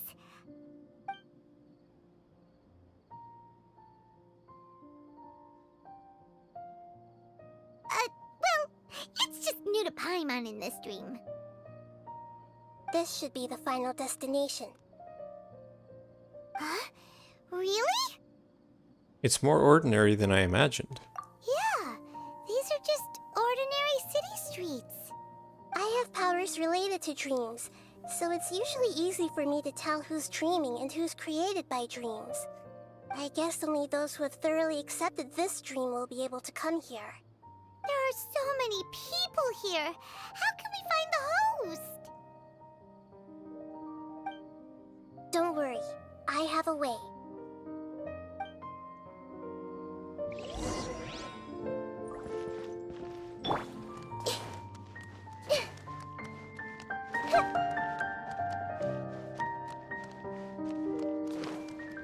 Everyone hold hands.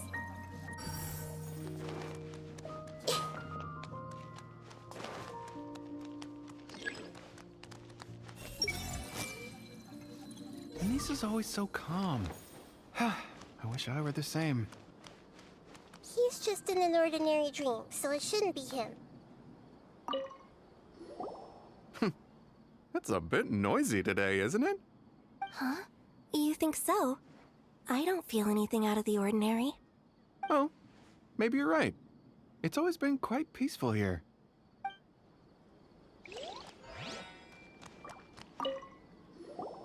Huh? Oh.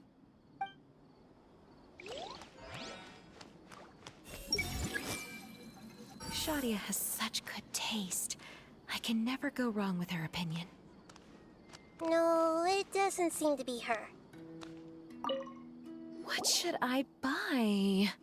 Hey, tell me what you think, Shadia. Ooh, how about this? I think it would really suit you. Let me have a look. Oh, it looks great!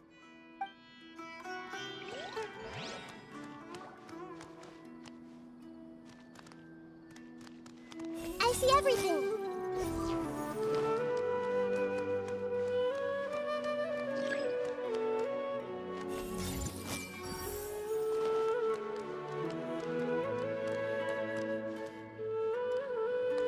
Everyone hold hands. Sometime. You know, I've heard that plants grow better if you play music for them. And on that note, it's been a while since I last heard you play. Sorry, I've been a little busy these last couple days. Moses.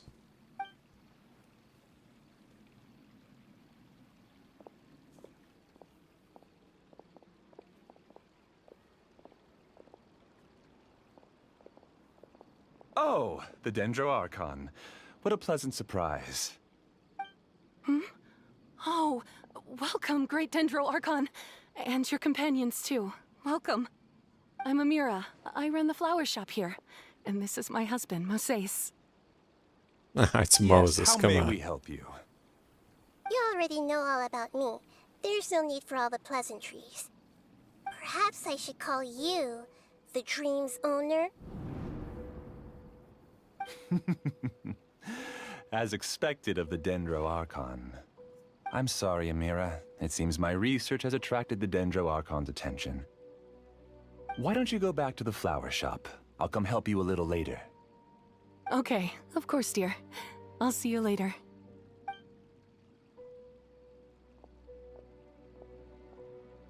It appears that I was too naive to think I could deceive the Dendro Archon in person like this.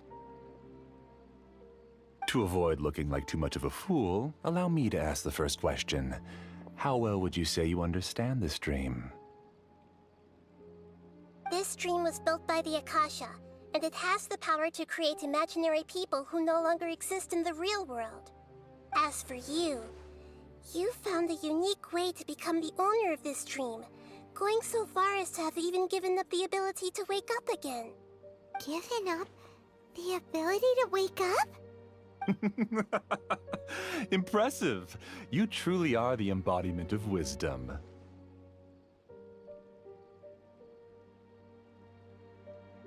Please, tell me how you were able to arrive at such a conclusion.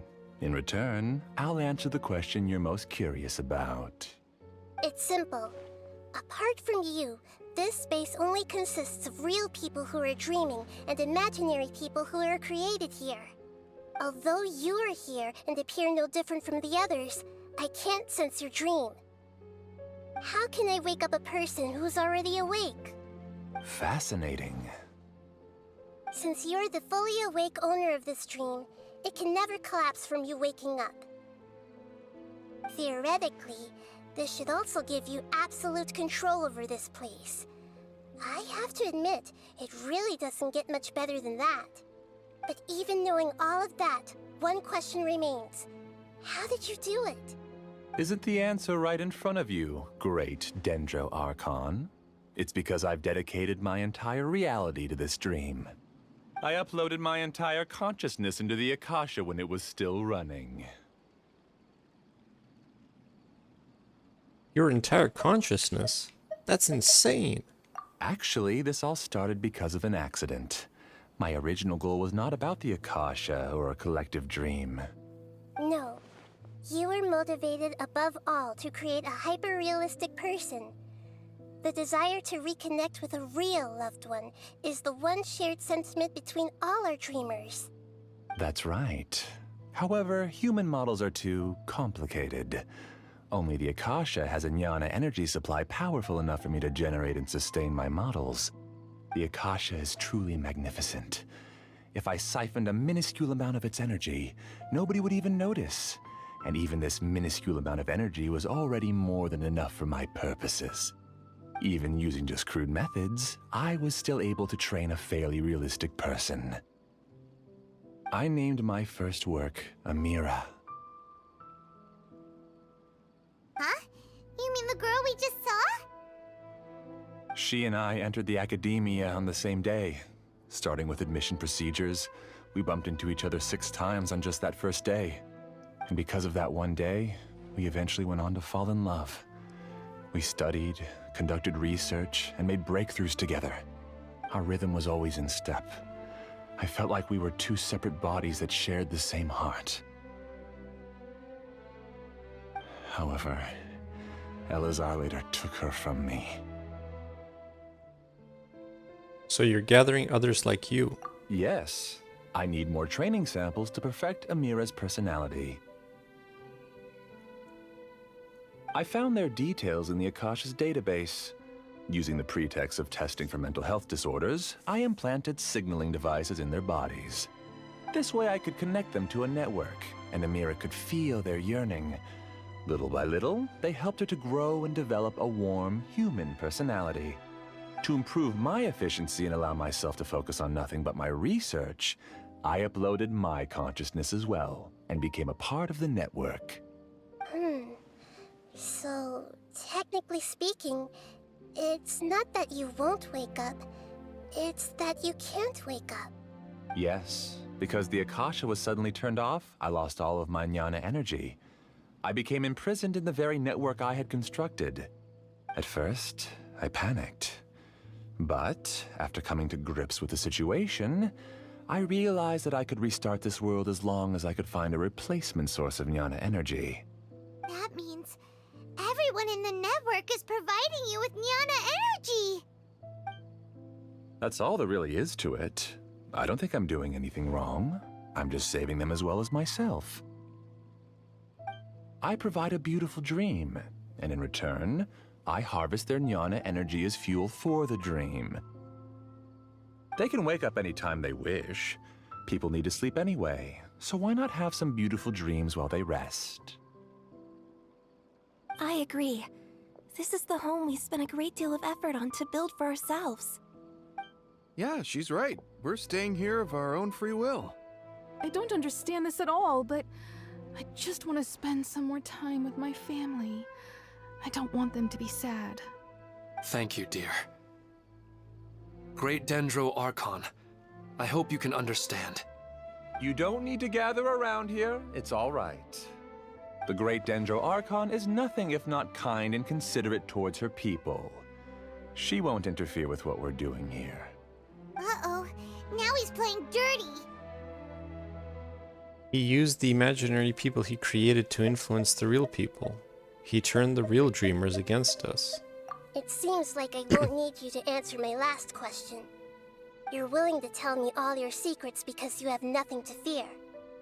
If you use real people as your weapon and turn them against their Archon, then there's nothing the Archon can do. They just want to be with the people they cherish. I don't think there's anything wrong with me providing them with that opportunity. They don't wish to eternally part with their spouses and friends. What's so wrong about that? If you understood humans a little better, or had also experienced firsthand the absolute devastation of loss, then perhaps you wouldn't be so cold towards us. She's not cold at all. You don't know the first thing about her. If you had used your talents and determination for a just cause, you could have become a sage of the new generation. Unfortunately, you've committed one of the 6 cardinal sins of the Academia by attempting the forbidden and fearing none. You equated people's feelings with cold jnana energy and deprived them of the pain that they have to face. You lured them into these dreams, and even now, remain completely unaware of how evil all of this truly is. Pain? Luring? Those kinds of things haven't existed here from the moment this world was created.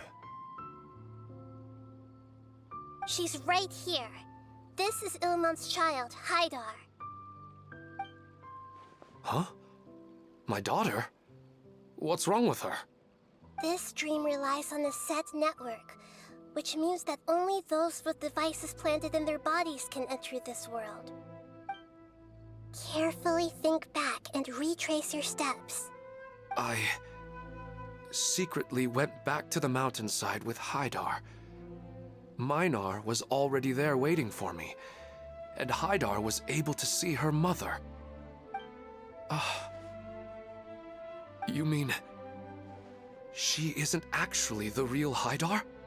No, because unlike you, she can't enter this dream. The moment you came into this dream, it created a Haidar to realize your wish of reuniting with your family. So, tell me, where's the real Haidar? She's still out there on the mountainside. That's right. And she must have been terrified to see her father not in his right mind. Not to mention the monsters in that area. The situation is very dangerous. If Haidar's still out there, then... What are you talking about, Dad? I don't understand. I must wake up right now. I can't leave her there alone. Oh. It seems the others have also remembered something. People try to avoid pain and stay in their perceived bubbles of safety out of an instinct to protect themselves. This is human nature, but it is also one of their weaknesses. However, why are there still so many people striving to move forward, even when they know the path ahead is dangerous and painful?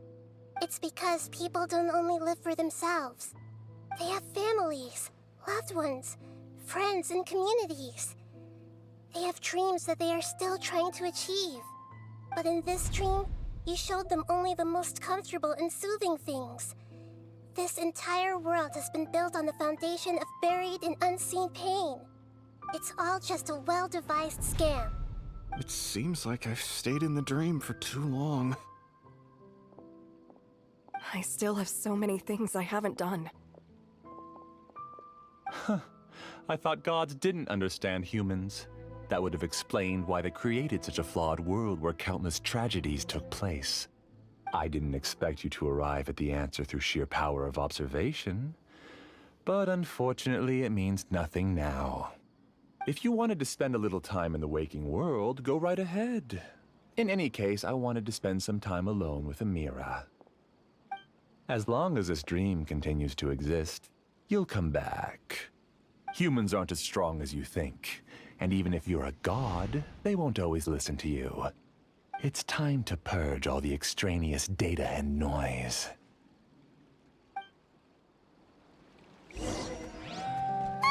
Monsters, be careful! All of you, please get out of here and find somewhere safe. I am the master of this dream. I can create endless waves of monsters with the snap of a finger. Don't worry, they'll wake up before they get hurt. Amira doesn't like to see others in pain. If you know what's good for you, leave now! Make yourselves at home.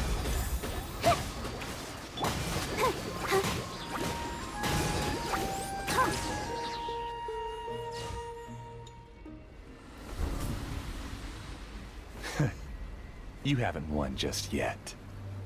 This dream is mine! If I go into hiding here, not even an Archon can ever find me. And as long as people yearn for happiness, they will return here and rebuild this paradise! Hey, stop! What's that? This dream is spiraling out of control and is collapsing now.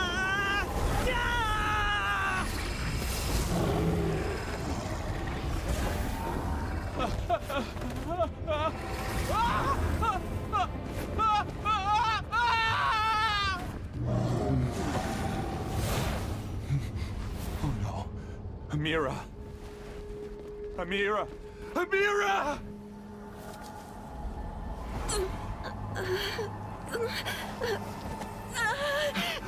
Amira, are you all right? I don't feel well. No, no, no! Please, no!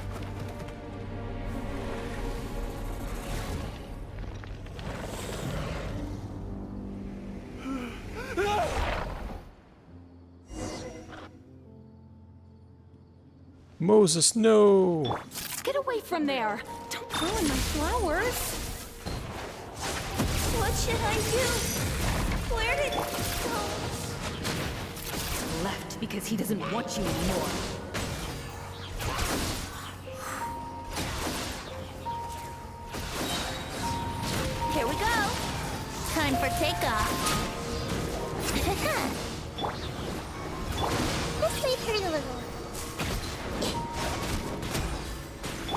Defensive mode engaged. Let's play! Just shut up! Who am I? I'm... Glad that's over. But what happened just now? He's not very proficient in using the Akasha's technology, and he spent a lot of Jnana energy creating monsters. Now the system is out of control. All the people he created also turned into monsters, including Amira. It's terrible, even for a dream. Even Paimon's freaked out. Paimon can't imagine what they're going through. It's like a horrible nightmare. The good news is that the chaos seems to have subsided. Now we only need to wake up the people here and let them return to their real lives. Amira. My dear Amira. They're all gone. It was just a big dream after all. I couldn't change my fate, and my knowledge turned out to be useless. What a cruel world.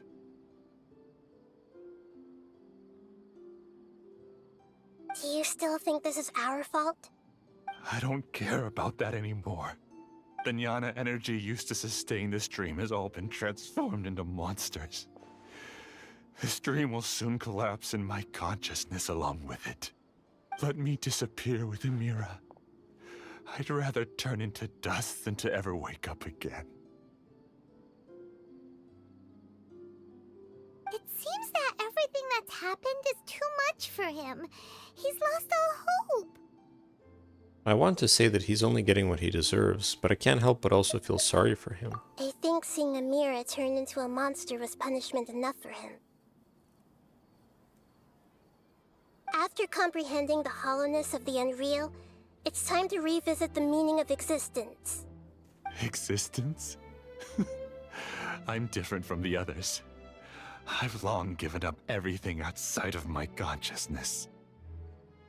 Using my knowledge of the Akasha, I have a way to extract your consciousness from here and put it inside a knowledge capsule. The Academia has probably kept your body, so you should be able to wake up soon. No need. Just let me disappear. Reality means nothing to me now.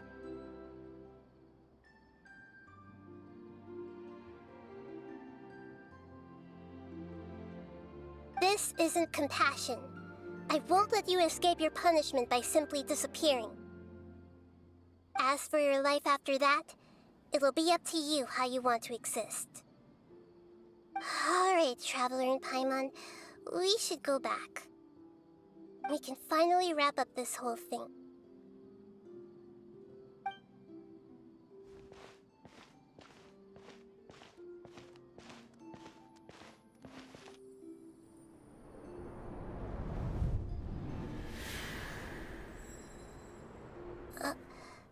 Uh-huh?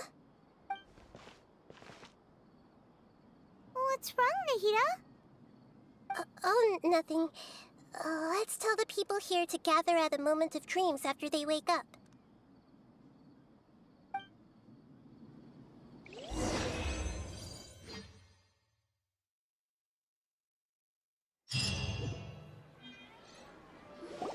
Oh, great!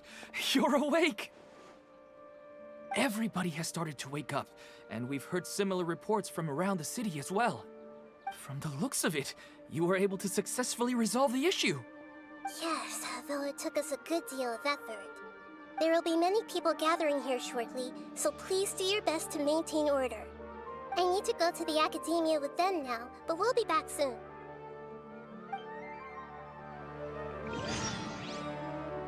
Are we going to ask about that scholar?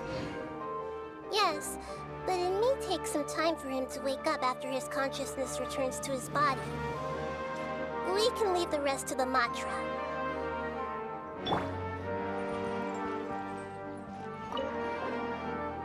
I felt a violent tremor somewhere deep within my dream, and then I woke up. I guess we'll all wake up from our dreams sooner or later.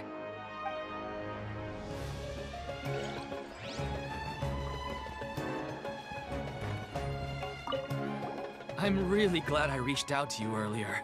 Otherwise, we wouldn't have been able to handle this situation on our own.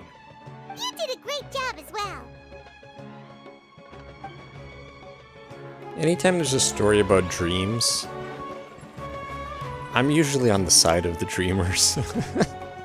I'm like, yeah, whatever. Keep on dreaming. They all started waking up around the same time. That's pretty amazing.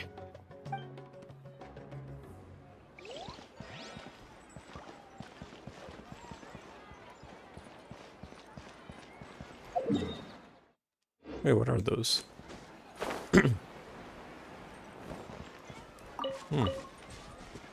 Padisara.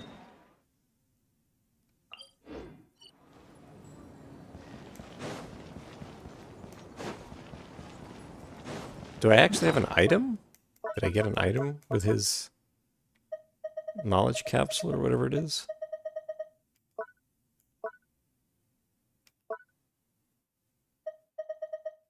What is this? No. Yeah, maybe not.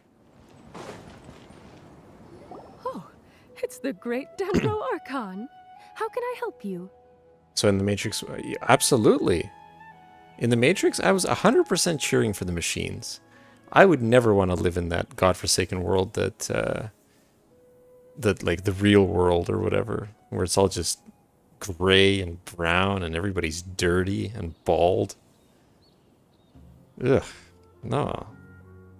Like, just put me back in the Matrix, man. I don't mind if I'm siphoned for energy.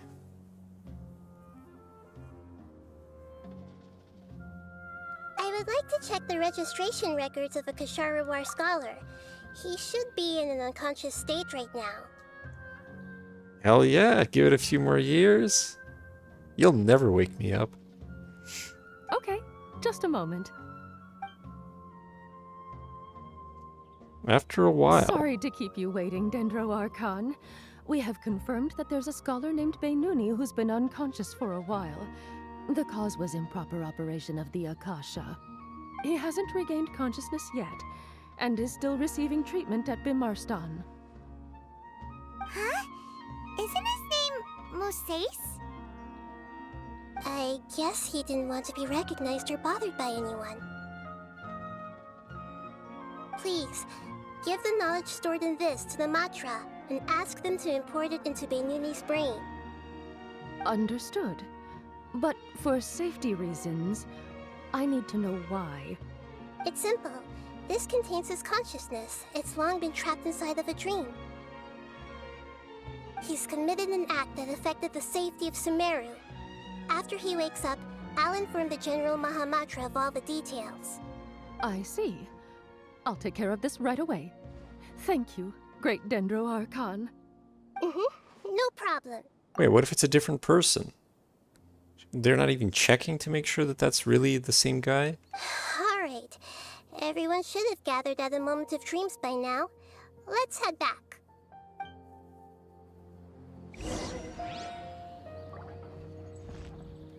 I'll take care of it as soon as possible. Don't worry.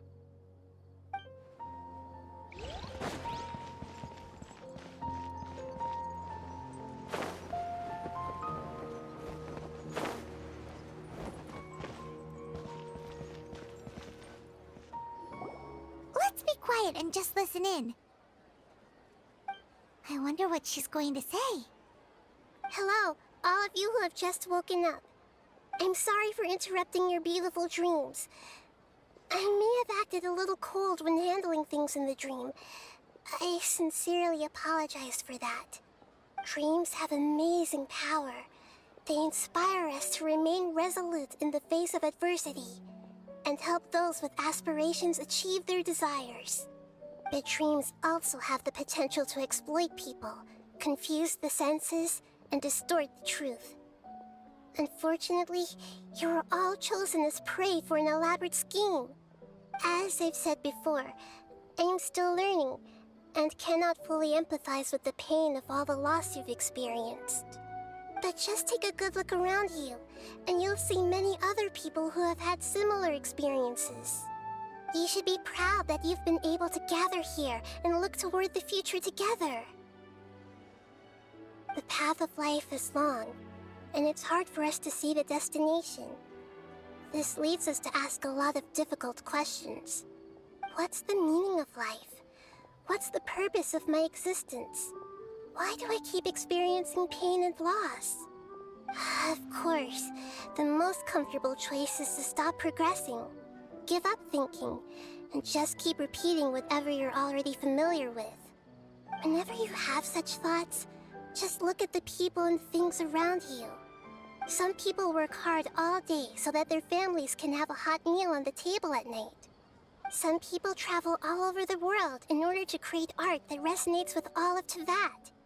Some venture in search of the world's secrets to prevent rapidly approaching, yet still unknown, world-shattering catastrophes.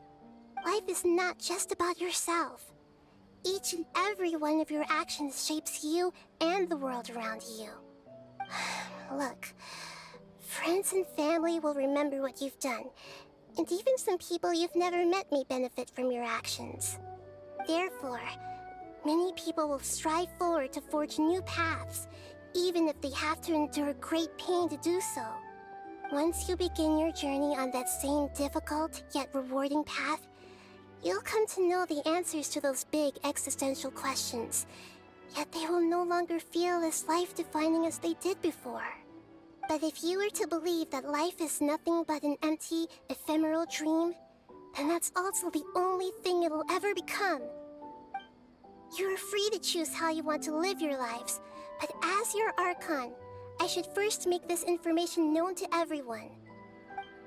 In the end, it's up to you whether you want to embrace a beautiful dream at the cost of your real life. Nahida said she wanted to speak with us alone. It seems like she went to the plaza in front of the academia. Alright, let's talk to everybody first, as always. I'm getting ready to go on an adventure, and I'm taking this plant with me. I shouldn't just sit here waiting for her to come back. Professor Aisha was so determined to explore those secrets, so I should go take a look too. Thank you. May we meet again in the future. That's great. Since we were neighbors in the dream, how about we rent a place together? Sounds good. I can't afford a house on my own anyway, but I'm sure life will get better.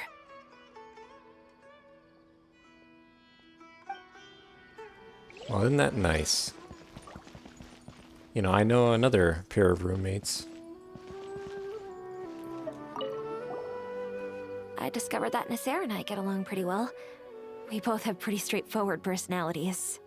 It also turns out we both disagreed with a Dendro Archon. One in real life, and one in the dream.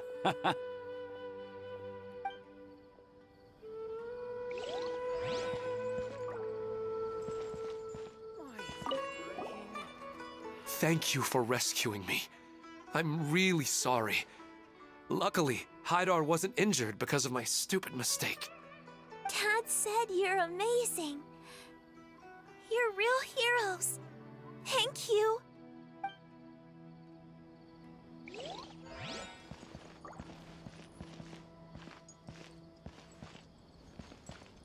I'm still a little dizzy from sleeping so long. Just give me a moment here.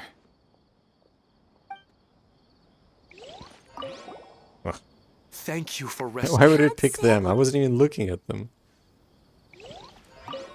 I'm really glad I reached out to you earlier. Otherwise, we wouldn't have been able to handle this situation on our own. You did a great job as well.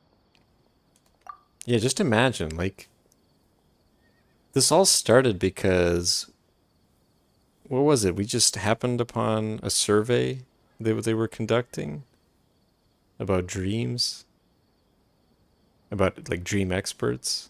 But just imagine if we didn't do that, because then Nahida wouldn't show up, and it's over. They're all part of that dream forever.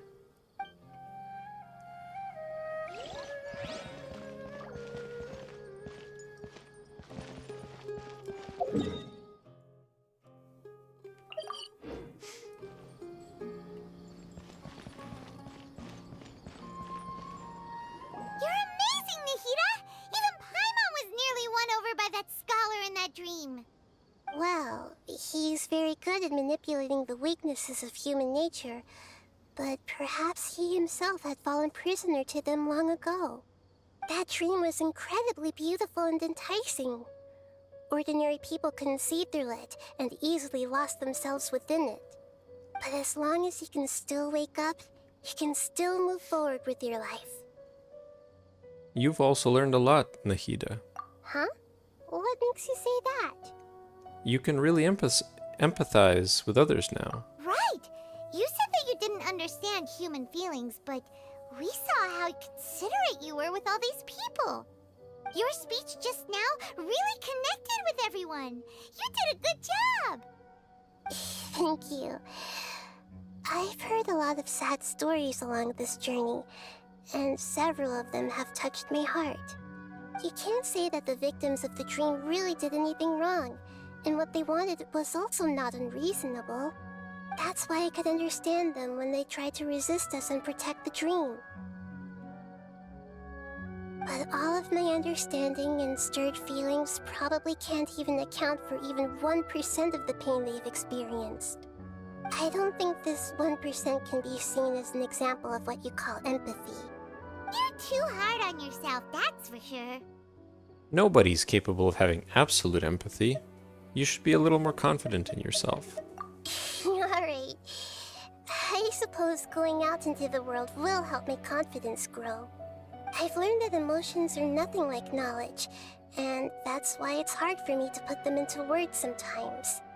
Beinuni, or Moses, said that I had never personally felt the pain of loss. But I have a vague feeling that this isn't true. The moment I entered the dream, I felt like I was wrapped in a blanket of warm feelings.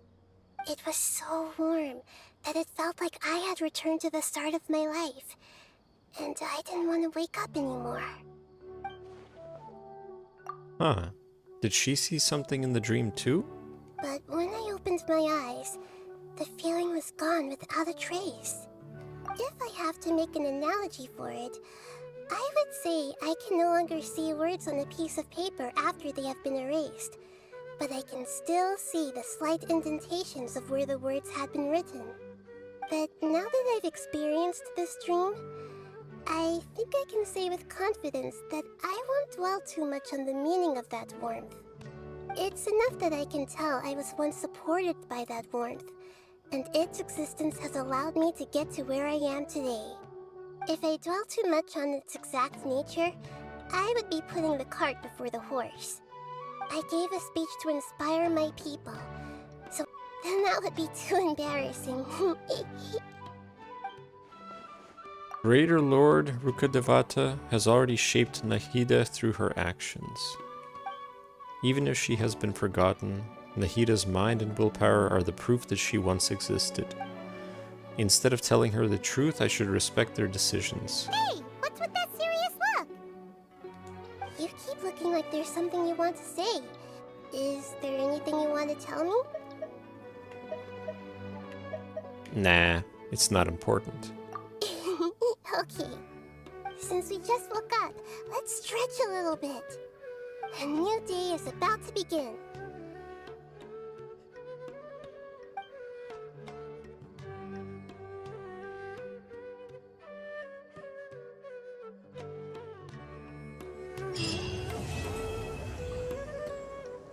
There it is.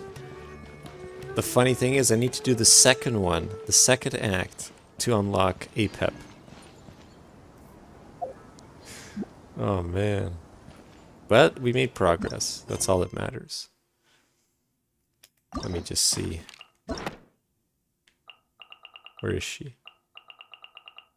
Yeah, there she is. I'm not gonna do it, but I'm gonna get the quest.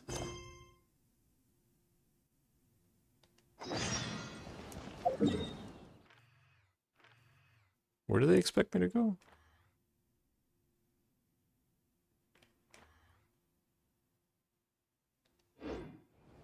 Oh no, it's because I undid it. Okay, so I gotta make sure not to go there. So we're gonna continue avoiding Sumeru, like I have been doing for a while. I had to feed that lady in Inazuma like 6 times in a row. It's like every single day she wants something. Alright.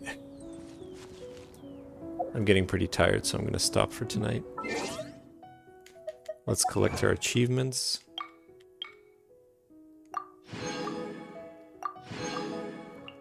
Whoops, what else?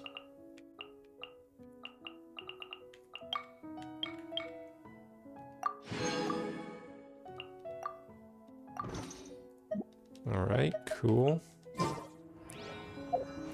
And... oh yeah.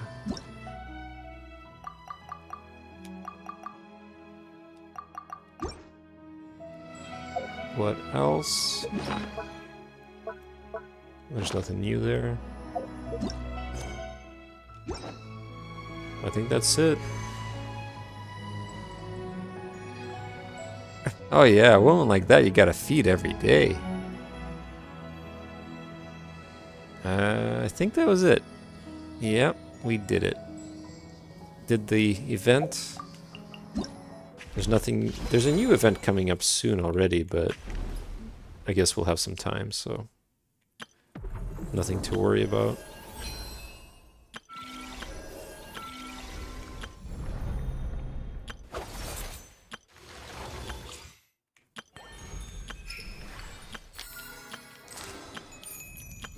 Alright. That is it. Oh, did the new... oh, the new Abyss, the Spiral Abyss started, eh? Well, we're not doing it tonight, but yeah. Maybe we'll try it next time. Pending how things go. Anyway, that's it. Thanks for tuning in. Have a good evening or a good day. Take care, everybody.